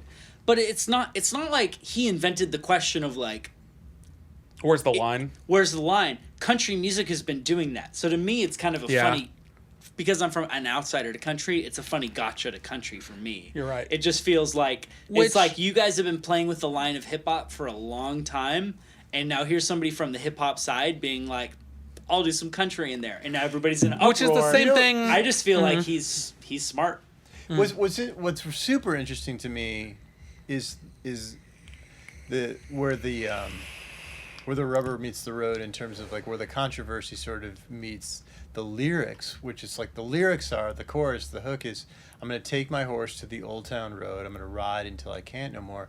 It's almost, the subtext could almost be, I'm gonna take my music into this this territory that is sort of stuck in its ways and see how far I can push it. Yeah, but might you think that that's Hold on. We just need to stop here. You just said, might you think that? Yeah. But might you think just turned that? into an old British guy like I did when he said he went to Princeton. Well, maybe I'm remembering, but how much of that do you think might be current projection based on the controversy versus the raw thought of having heard it with nothing else relating to it? Do you know what I mean? Like it's how much of it was intentional like, and well, how much is coincidence? Or? maybe yes, to an extent, but like more of like that you can assign that meaning to that. Well, I guess maybe to some extent I sort of to some extent I feel like it doesn't necessarily matter. It's just interesting. Yeah. It's just interesting that like because it gives me pause. Like, why is like this huge song? Why is maybe it's the marketing and maybe it's the controversy, and sure. But like just in terms of the song, like let's look at the song for the song's sake. If we can sort of, well, like what is the song saying? What does that mean? I'm going to take my horse to the old town road. I'm going to ride until I can't no more. The only meaning I can sort of begin to glean from it is, you know, in the context of the hubbub is like, I'm gonna go to this. I'm gonna see how far I can take this thing. Yeah. How far I hear you. Ride this out. And I think what you're saying makes total sense. And like when I hear that and hear you describe it in that way, I'm like, yeah, like 100%. Yeah. But I also think, and I could also be completely wrong on this, but when you hear like, it makes me think of, oh God, I've used meme way too many times in the last 5 minutes, but it makes me think of like there's this meme I saw, which had like you know. Sounds like all you do is look at memes. I do look at a lot of memes, which is just internet pictures. Which I don't know. We had to decide, I don't know why we had to assign that a name, but it makes me think of like there was something I saw. It was like, you know, like English teacher. You know, like what does this writer mean? And he talks about ravens and whatever. I'm not going to try to fucking describe an internet picture, but You're sure trying. I was, and then I was like, this doesn't make any sense. I'm with you. But it's like the teacher says it means all this, but it's possible the artist was just like, I fucking like ravens. Or like, I think, or like whatever. Poe? Like it maybe not, yeah, it was a Poe related thing, but I was like, maybe it's not as deep as we have assigned it to after the fact. Maybe it was just like, I think that's a cool lyric. But if you take it and is at face value of, maybe it has meaning, maybe it doesn't, but it's just a cool song, just like a shallow value. Yeah. Like, where could we assign it there? And I think that's most likely to be the most accurate representation for the masses. What's the most accurate representation? Whatever answer you come up with, just looking at it without digging deeper. Yeah. Just like the basic, like, I hear it, what do I think? And, like, without delving deeper, because we don't know his thought process. Sure. Like, what would we assign that? Yeah, well, maybe, I don't know. Maybe part of the reason. I mean, regardless of his intent. I mean, are we talking about like intent versus projection or something? You know, like the intent of the artist versus the projection of the audience. Yes, 100%. We don't know his intent. Describing of meaning. I agree that we don't know his intent, but perhaps what's so compelling about the song is that regardless of his intent, there is something there. There is some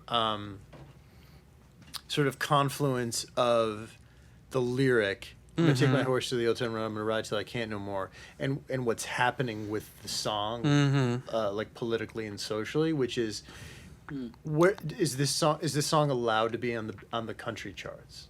Is it allowed to be on the old town road? He took it. He took his song to the Old Town Road. He took his song to the conservative. Yeah, no, and that's what I'm saying. To the conservative realm of popular American music, the conservative culture, the sort of chart that's sort of traditionally reserved for white conservative America, and then found out that they said, no, you can't be here. And but that's what I'm saying. Whether or not he intended that. He didn't. Let's say. Yeah, for the sake of argument, he didn't intend that. Saying at all. he just made a song and didn't assign anything. Perhaps the reason the song has life and legs is because maybe it's purely coincidental. Which I'm not saying that it is. Yeah. I'm just saying conjecture-wise. Yeah, let's say for the sake of argument that it is purely coincidental. I mean, he just made a song that he just liked and put it out there. Yeah, I mean. Which in that case, it going to the high in the country charts would give good validation that it should be there. Yeah. I mean, I will say this: if Florida Georgia Line released that same song, it would have been accepted as country. Sure. Okay. And, okay. well, and the majority of us and humans, Billy Ray Cyrus put his stamp on it, and then it was accepted as country. sure. really. That's what happened. Well, yeah, it is what happened. But also, he is an established. He's recognized as a country person, right? Right, but that so that I mean, I don't know much about Billy Ray he Cyrus, is, but that's what I yeah, assume. and I don't disagree with you at all. But then that sort of makes the case that whether or not a song is country or not depends on the person who's making it, not the music. Yes, 100%. Which I Yes. think is the argument to begin with. Don't That's the play argument anything. to begin with, We'll which get is copyright that striked on YouTube. like the song was dismissed as not being country, not because not on its merits as a song, but because of the person who was creating it. Gotcha. The person was black. When a white person put their Yeah. stamp on it, But can you remove? to be Can you fair- remove yourself from that? But to be fair, but aside from black or white, most people I would say in Nashville that I know, and granted, I know very select people. I'm not like in the country circle, and I know a very specific set of Nashville people and whatever. But most people I would know in Nashville would say that Florida Georgia Line and I don't know, 40% of modern country, like popular country, isn't country in the first place. Like most people I know, or it's country, but they would take a shit on it. Like most people, you know what I mean? Like in the younger millennial set, like most people are like, yeah, Sure. it's They're not. elitist about it. Thanks. In other words, black or white, like there's a lot of country that's not particularly country in the first place. Which actually is that- because I didn't grow up listening to country, and the first time I really listened to country at all was because him and I were in a pop country band, and I had to because we were covering all these songs, and we covered a couple Rascal Flatts songs, which I was told was country. Mm-hmm. And when I heard it, I went, "Oh, this is just rock music with a twang." And then all of a sudden, I didn't hate country anymore. I was like, country's fine. It's just rock music with an accent. Mm-hmm. And That's funny. I'm more okay with country that's like that, where I'm like, oh, it's just rock with a twang. Cool. Than I am that's like, oh, it's just hip hop with a twang. well, I don't have any kind of like idealism towards country because I never cared ever. And to be honest, I still don't care. Like I like some country stuff and sometimes don't. I don't care. I grew up with rock and rap, and I care about those more. Mm. And so when I heard Rascal Flatts, I thought it's rock with a twang, and so I'm fine with it. But in my mind, I still classified it as rock music that people call country. I kind of feel the same way about Old Town Road, in that I listen to it and I'm like, oh, it's a hip hop song with some country elements, but for me, at least coming from my personal experience, I would label as hip hop. But also, if you want to label it as country, I also don't care because I have no stake in that. Yeah. You know what I mean? And Does to that make make sense? this, I don't know if that makes sense. yeah, I think everybody has their own kind of different interpretation or whatever, but like just to take this to a much less serious place, Yeah. here is a video of my friend Shaylee, who, this is her I don't know how old her daughter is. I almost said 4. She's not 4. She's probably like 9. Whatever. Anyway, Massive her difference. child's recent birthday party. This is what the video you're about to see, and you won't see it on the podcast. I'm not going to post my friend's pictures, but you guys can see. That's fine. This is a bunch of little kids dancing around Old Town Road, and makes me realize, here's why it's popular, aside from all us adults are like, is the Nashville. controversy and his, and we're like, what? And we're all talking about it in this intellectual And the way. kids are getting Guess jiggy what? with it. The kids are fucking, in this video you're about to watch, they're just dancing around with glow sticks like, can't nobody tell me nothing. Yeah, right. And they're just, you know what I mean? And if this could just remind us of what music's all about. Oh, shoot. Is my internet bad? Yes.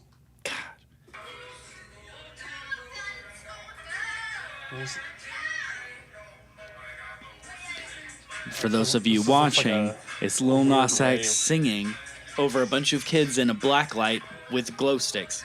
It didn't repeat. Oh, it repeats. Yeah, it's just a few seconds. Anyway, Yeah, they're into it. They're into it. I get it. Yeah, and it's just a bunch of little kids. which makes me wonder, like, is it important to decide whether or not it's country? But do you remember 311's song "Down"?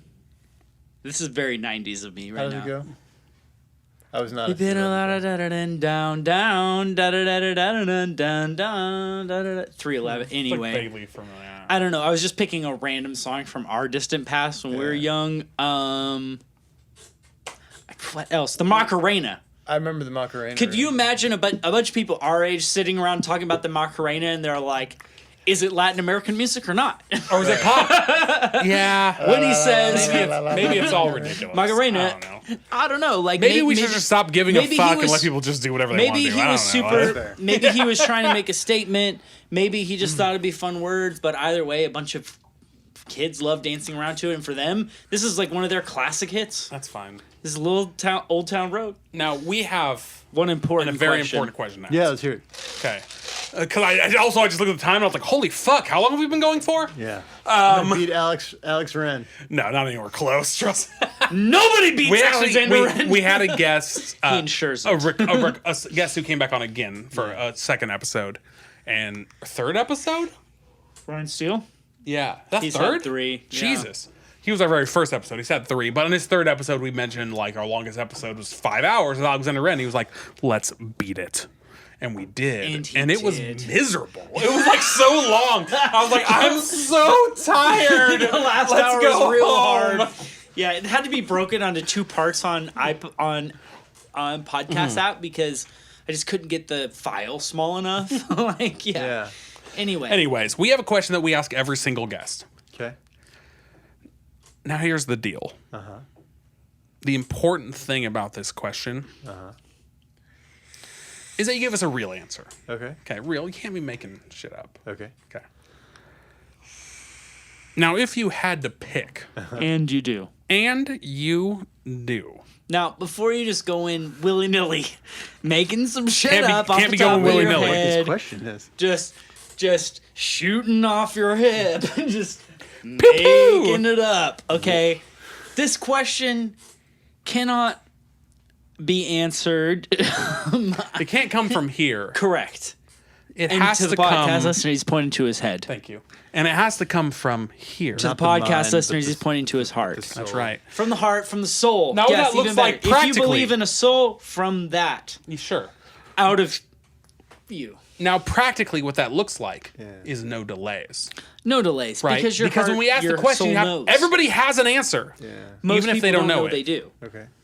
It's gotta come So quickly. you have to ask it. No delays. Some people wait, and we can tell. They just when look you're stupid. thinking. You're I always, thinking. looks I always dumb. wait. Yeah. You're thinking. Don't Yeah, think. None waiting of that. and thinking makes you look dumb. Makes you look You dumb. know right away. Whatever you think, say Don't that look thing. dumb. That's Yeah. what your soul Whatever knows. comes- That's the school motto at Princeton. What? Is it really? When you're thinking, it makes you look dumb. Is it really? Is it really? No. Oh, I was like, that would be amazing. Okay. Well, we're so smart. Yeah, I'm like, that seems very counter. I didn't even have to go to Princeton. You So- know it. You guys are in. So the important thing is, whatever your gut, heart, gut. soul reaction Yeah. is, answer immediately, even if it makes no sense. What if I'll make a deal with you? I will articulate the first thing that comes into my head. Yes. But Even the word articulate. We'll give you a bit chance to long for this explain. answer, but fair. Yeah. but I might take my time in articulating it. That's cool. Interesting. Say Okay. the first It thing, sounds like and it's- then you can I talk will about it think as the long as first you want. thing. Listen, Yeah. we've had enough shitty answers. I promise you that I'll think. I will say the first thing I think, but I might Okay. not say it right away. Interesting. Try to though. Okay. Okay, so if 'Cause you we've had to, some shitty if you answers. had to pick, And you do. and you do, What would you say is your favorite? is your favorite kind of turtle? Oh, a box turtle. Obviously, right? Oh wow, that was very quick. That was quick. Which is a tortoise. That was a great. Ooh, little. Okay, Not okay. a turtle at all, but a tortoise. Sure, we've gotten a lot of tortoise answers before. You're not the first. In fact, I think box turtle is actually the most popular. Well, I had box turtles as a little kid. Oh. Yeah. Okay. Let's tell us more. Well, a friend of mine had a box turtle named Tablet, which I thought was just a great name for a box Tablet? turtle. Tablet? Okay. I call What dig it did it. tablet mean back then? I had 4 turtles. They were named after the Ninja Turtles. To me, I thought of like a like a Tums or something like a pill. Okay. A tablet. Now today it means a means whole another different Not thing. like a like Yeah. Moses with his tablets. Uh-huh. But Wait, that's where you went with that for No, like not. that's You didn't not- go with not tablet like an iPad? That's what I went to. Oh, man. You went back to Moses. We're so How much much older younger than you are? Well, I'm Jewish. You went to Moses. That's true. And I'm 690. Good to know. But I'm yeah, going to put this in the beginning of the podcast. Think- Today's guest is a 690-year-old Jewish man. as a Jew born in the 70s, my first association with a tablet was probably Alka-Seltzer, but then Then the Ten Commandments. Ten Commandments, Obviously. and much later, The iPad. the iPad. I had a roommate. Hello, Todd Cranon Buell, if you're listening. They are. They listen to every episode. He had a poster in his bedroom in our apartment together, of a like the first Apple tablet, which was not an iPad. I can't even remember what it was I didn't even know called. that. It was. I mean, I don't give a rip at Yeah. Apple, but I didn't know they had something before. They had something before. Interesting. Yeah, I can't even remember. Was what it like a called. big box kind of deal? Like, I'm It really was- curious. I want to Google that now. It I'm was curious. like a bigger iPad that was a little clunkier. Huh. Can't remember what it was called. So you I had bet a if you box, had it, your you were friend, s- you your were, like, friend, or on you top had a of it. But box I'll be turtle gosh named darned tablet. if he didn't have a poster of that in his bedroom. Okay. Any other deep stories with the box turtles? Oh, see, right. So my friend Benji Segan, who was my best friend when I was like 6 years old, he had a box turtle named Tablet, and so I convinced my parents to let me have a box turtle, and I named it Tablet too. Oh, wow. Poser. I was like, that's a great idea. A box turtle. I was like, I want one. I want a box turtle. I want Named to Tablet, Yeah. obviously. You got to do A it. box turtle named Tablet. And then my grandmother, Klaus's wife, Kate, she wrote and illustrated a little children's story about my box turtle. Really? What? We ended up getting Tablet laid a couple of eggs, Oh, wow. which was mind blowing. Is that what turtles do? They do well. That's how they reproduce. They lay eggs, and it's like a kind Does a of. male have to come and fertilize It does. them? So then we got a male. Do you know how general named it- reproduction works? Yeah, but there are some animals that don't need that. Some animals there just are a lay few. eggs. There are yeah, a there's a few few. animals that don't need a male. Not to that come. lay eggs. Not that asexually. lay Which kind eggs. of begs the question a little bit. Like, if it just lays an egg and then a male has to come and fertilize, why do we need the male at all? Why doesn't the female just lay the eggs and then it I becomes? don't think that's... I feel like you might be a little backwards in some of your... Right? I don't know. There are some I mean, animals lay the egg that and lay then the eggs male and- come fertilizes yes. it? But I mean, humans Yes. are like that too. I mean, humans lay eggs. No. No. Women have the eggs in their body, and a male fertilizes, And they lay then it. it comes And then out. they lay the egg. But I'm saying, the egg, but the there egg are comes some out animals. either way. Now, Yeah. to be fair, I might be talking about fish. I think fish, they go lay the eggs, and then the male has to come and That- fertilize I them believe that's after right. they're Really? already out. I never knew Yeah. that. Yeah, I think Fucking science. Oh, many I'm talking about a very different kind of egg. That I'm not talking about like a chicken egg. I'm talking about like Yeah, can you imagine Little fish eggs. how would a male chicken fertilize the chicken egg? I don't know how that works. I do. Yeah, I don't know. think probably We're in like chickens have intercourse. right. And do then- they? I think so. that would be funny to Do watch. chickens fuck? When you think I about assume so. Well, think That's about like the- page think 15 about of the my name- children's the name- book, like questions why or whatever. and then or I'm considering like the name of the male chicken, the nickname for the rooster. Oh god, that takes me back to why. We're not going to talk about why. We're not going to talk about why. We can't get into that right now. That'll be for the next episode of them. That is a good point. Yeah. I don't know. Anyway, Weird. box turtle, great answer. That is the box turtle is probably the most Why common. is that such an important question? on I'll this tell podcast? you. I'll tell you. It's truly not. It really is, and it and doesn't here's matter why. At all. I'm So I becoming more had more contentious as we go. I had a job interview lots of years ago, and it was just like an office job, whatever, it doesn't matter. But they asked me generic office interview questions, and when I left the interview, I was like, that was fucking boring. Yeah. That's just like any other interview I've ever had. They asked the same questions that everybody always asks, and I thought, if I had an opportunity to interview someone, I don't want to be that guy, that generic Chad who asks, where do you see yourself in 5 years? That's bullshit. I was like, what's a question that would require someone to just think of an answer right now that they wouldn't have prepared for? because the person who can come up with the answer and have a reason, that's the person I want to hire. And so when I was formulating the idea for this podcast originally, I thought we should ask every guest that question, because who knows? And that's just the question I came up with. It's just a random ass question out of nowhere that just popped into my head.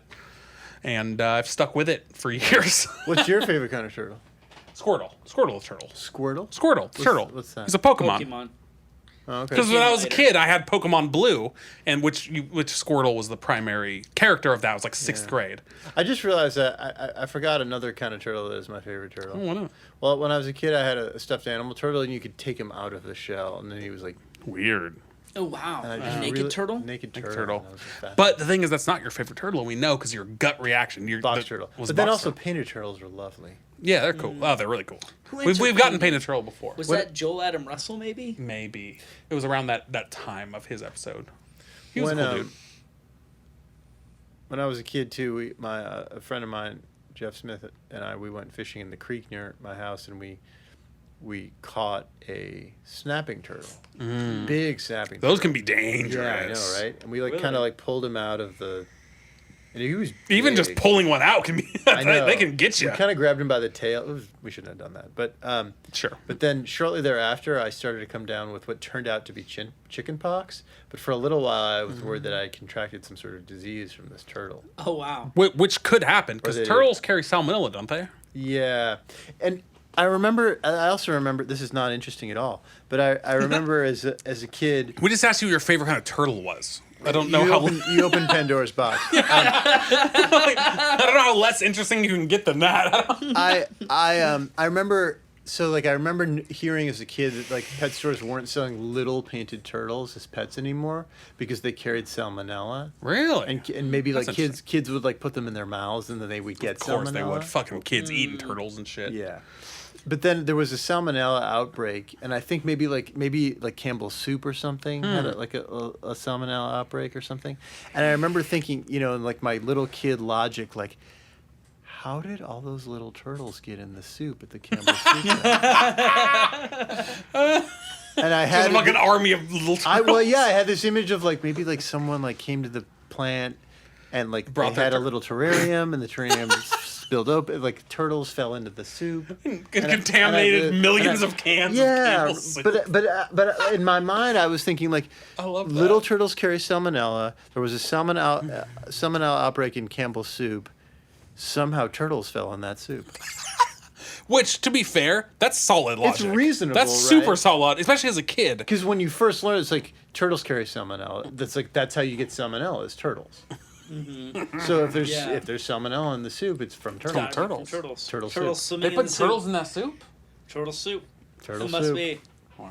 Well, that's now the name of this episode. Turtle soup? Turtle soup. What was the other? There was another question right there. No, that was. I was just wanted to that ask you was about it. following up with the Twitch thing I started talking Side about. question Yeah. that's either great or terribly nothing.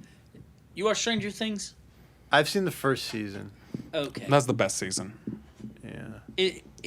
They've gotten, in my opinion, they've gotten I was going to progressively ask you about worse. season 3, but never mind. Okay. Never mind. One's the best. But two's I second best, third's worst. really Did you like love. it? I really love. Did I like it? I like what it was doing. I think. Yeah, I thought it was fine.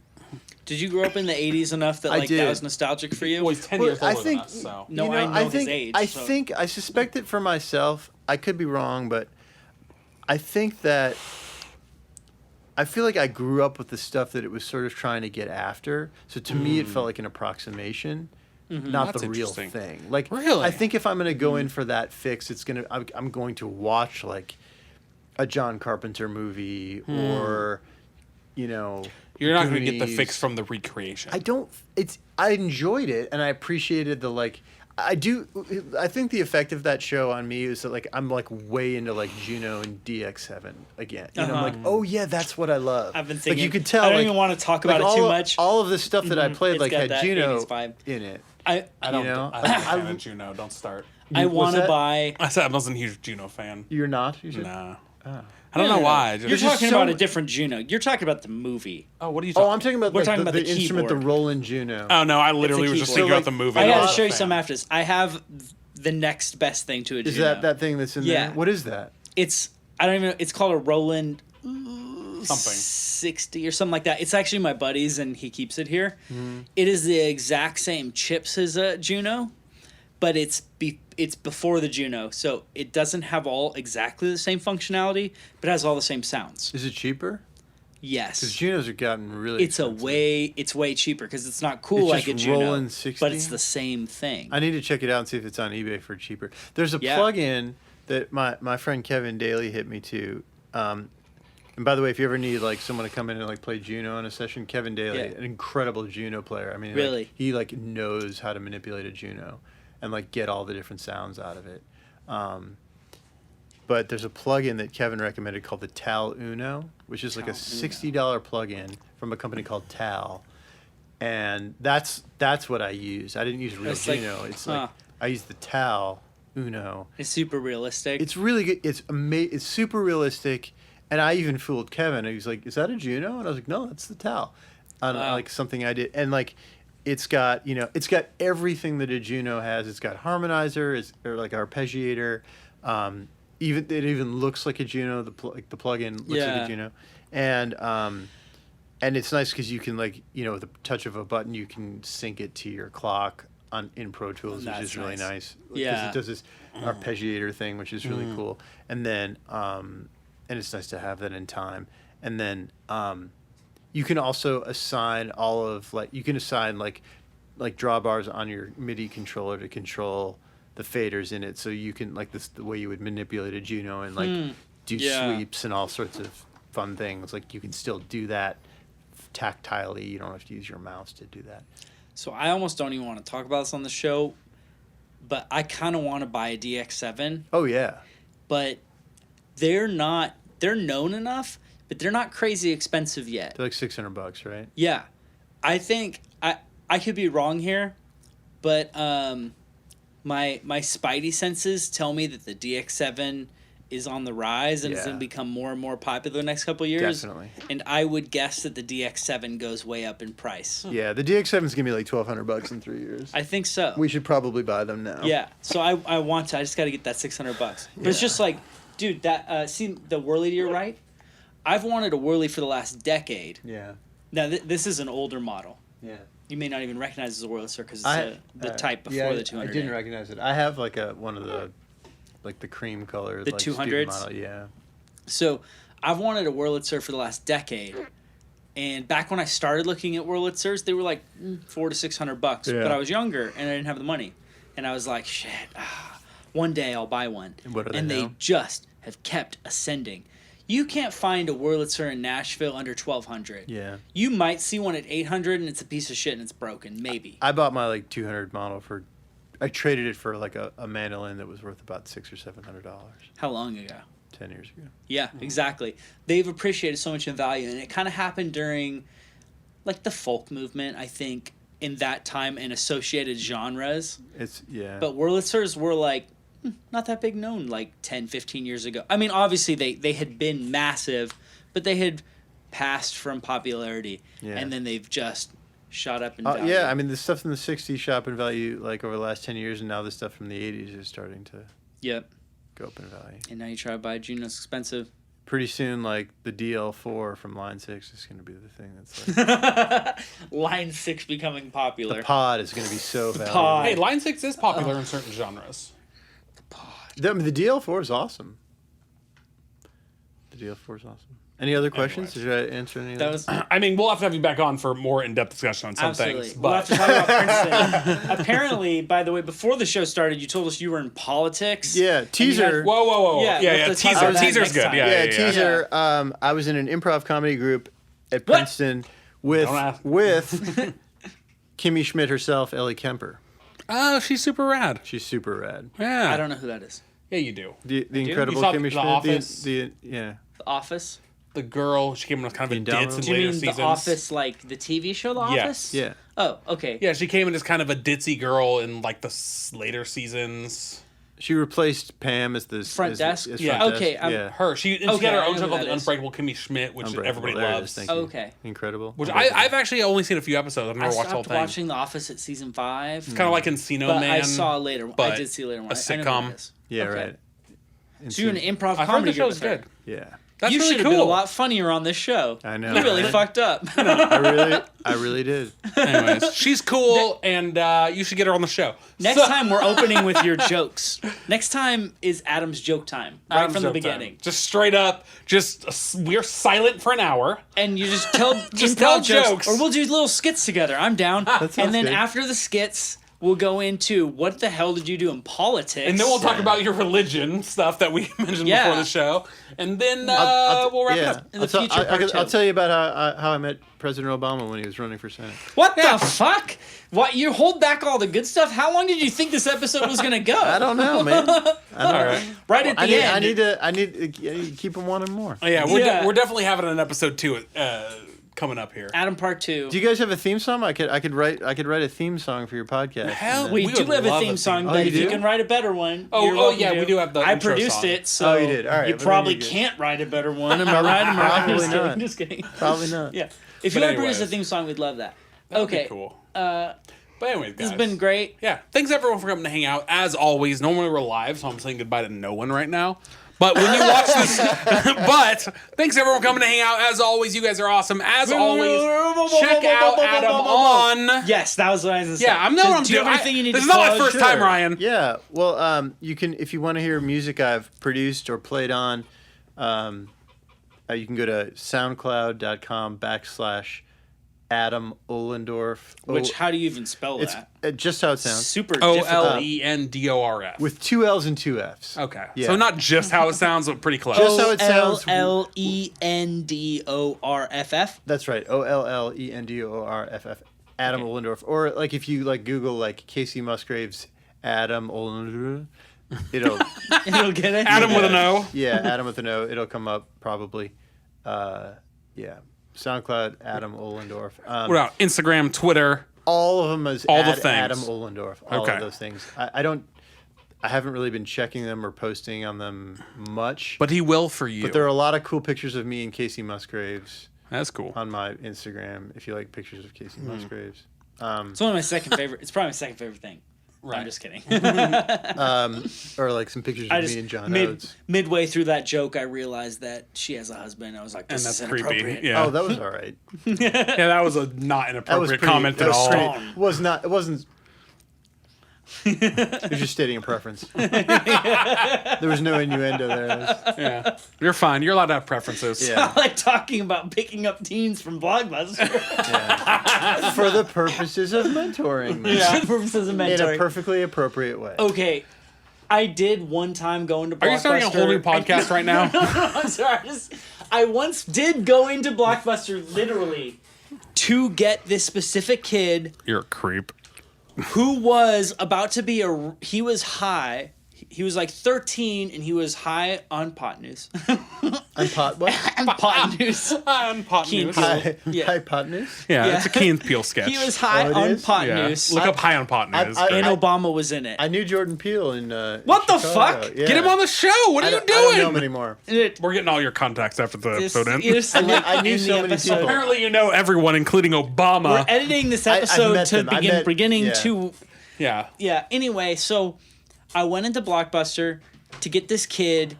He was currently high and he was running away from the police who had just pulled up to arrest him.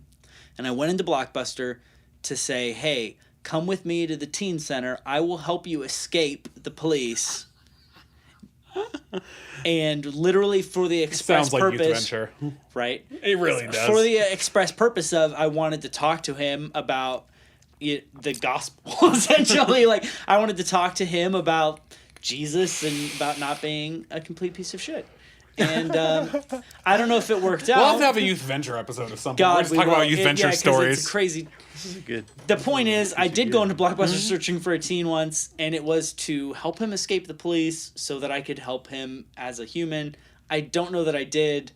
Months later, he had his friend punch me in the face, almost knocked me out. It was a whole complicated You have Whoa. a very punchable face. Apparently, man. Well, it's only What a terrible thing. it's only been punched once Okay. Good. by a Fair 16-year-old enough. kid. No. Anyway, so but Adam Ollendorff on all the All the things. things. Check him out. And on SoundCloud. And all the things. and And come Sound visit the Country Way to Music Hall of Fame. disparage SoundCloud. Yeah, if you well, Yeah. just usually we say Spotify, And, but and we're people mentioning can SoundCloud. visit you at the Country Music Hall of Fame. Yeah, because he teaches the classes And museum. with the And with museum, the yeah, yeah. and museum. And when do you teach the classes? Is it every single Saturday, or is it? Not necessarily every Saturday, but on our website, countrymusichallofame.org, there's a calendar. It's not Country Music Hall of Fame and Museum.org? No, it's Okay, too just long. checking. Yeah, Country Music Hall of Fame. Can anybody just take your class? Yeah. What was it like? You- You just pay a fee? It just cut. Yeah, well, it's free with admission. Oh, really? So That's not bad. Why we don't we have- take the class? We paid for We could have admission, learned pedal and it's steel. kind of expensive. Yeah. admission. Oh, so here's something. Here's something. Not many people. Well, we're hoping more people know is that kids who live in Davidson and the 6 surrounding counties, the Davidson being the county that Nashville is in, Davidson and the 6 surrounding counties, kids get in for free. Wow. Oh, wow. That doesn't help and me then, get in.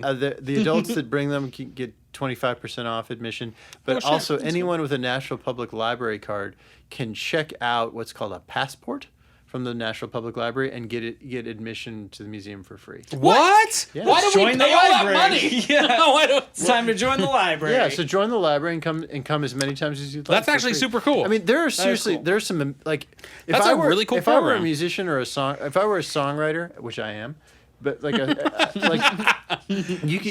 would get a library card and come every Saturday to the museum to see the songwriter spotlight. Like in the last few months, we've had Natalie Hemby, who wrote who's written tons of Miranda Lambert and Kacey Musgraves songs, and is part of the Highwomen, the supergroup with Maren Morris and I heard Brandon about that Carlisle and recently, Amanda yeah. Shires. Bob DePiero's coming in soon to do a program around the exhibit that's opening on what are they called? Neon Moon guys. Sure. I don't know. I know that you mentioned Amanda Shires, and I'm a huge fan of her. Okay, cool. That's all I know. I'm blanking on the I don't know. Brooks and Dunn. Oh, okay. But every weekend we've got these heavy hitting songwriters coming in, playing songs, talking about what they do. I mean, you could get a master's degree in songwriting just by having a membership to the Hall of Fame and coming to 52 programs. Which you can do for free if you live here. Which you can do for free if you check out a passport from That's the library rad. every week. Yeah, I mean, we've got art making programs for kids every single day during the summer, 2 summer songwriting camps, free programs at Hat Show Print making prints on first Sunday of every month. We teach songwriting 101. We have drop-in music making group lessons on fiddle, mandolin, guitar, ukulele, banjo, steel guitar. Tomorrow, Alan Jackson's fiddle and mandolin player is teaching a mandolin lesson. All this stuff is free if you live in town and have a library card and can get yourself to the library and check out a passport, or kids get in for free when school's not in all the time. So there's a ton going on at the museum. And the museum is so eager to connect with people who live in Nashville and the 6 surrounding counties of Davidson County, and are just very eager to make it super accessible and free to locals. And there's so much going on for families and lots of opportunities to make music with us. So it's pretty cool. Awesome. It's awesome. Well, everybody, make sure to check that out if you're coming to Nashville, or if you live here already. Then use those methods to get it for free. Yeah. But for today, we're gonna wrap this up. Yeah. Thanks everyone for coming to hang out, as always. And we will see you next Friday with. Do we have a scheduled guest next Friday? 75% sure it's a producer named Seven. 7? Yeah, Like I don't the know movie? his real name. It's a good movie. Yeah, like the movie. Or the number. Yeah, Is he's a hip hop producer. that the girl from No, Stranger Things? he's a guy. He's But anyways. Stranger Things. Thanks, Is that her name? 11. 11. 11. That's, Right. that's 7-Eleven. 7-Eleven, exactly. Which there's none of in Nashville. But they're coming. They're coming. Because No. You literally talked about this Jesus last Christ, week. we're getting into a whole last other week. topic. God But damn. Thanks everyone for coming to hang out as always. I will see you on my normal stream tomorrow at noon, and we'll see you next Friday with maybe 7 or possibly someone else. 11. Or 11. Maybe she'll come. I Can you would get her love on the to interview podcast too? 11. 11? Yeah. Her name is Millie Bobby Brown. Thanks everyone for coming to hang She's like, out. what's your favorite turtle? And she'd be like, favorite turtle? I'm sure in real life she's normal. No. She's just like that. What if I had said like the name of someone who's in the band The Turtles? That would have been real deep. That would have been the different kind of we would've meta. gone way over our Imagine heads. me and you, I do. Which is the one song I know because it was a Smash Brothers theme song back in like 1998. Oh yeah. So happy together. Are you gonna end the show? And we will see y'all next time. Lonely, lonely, everybody that I meet is lonely.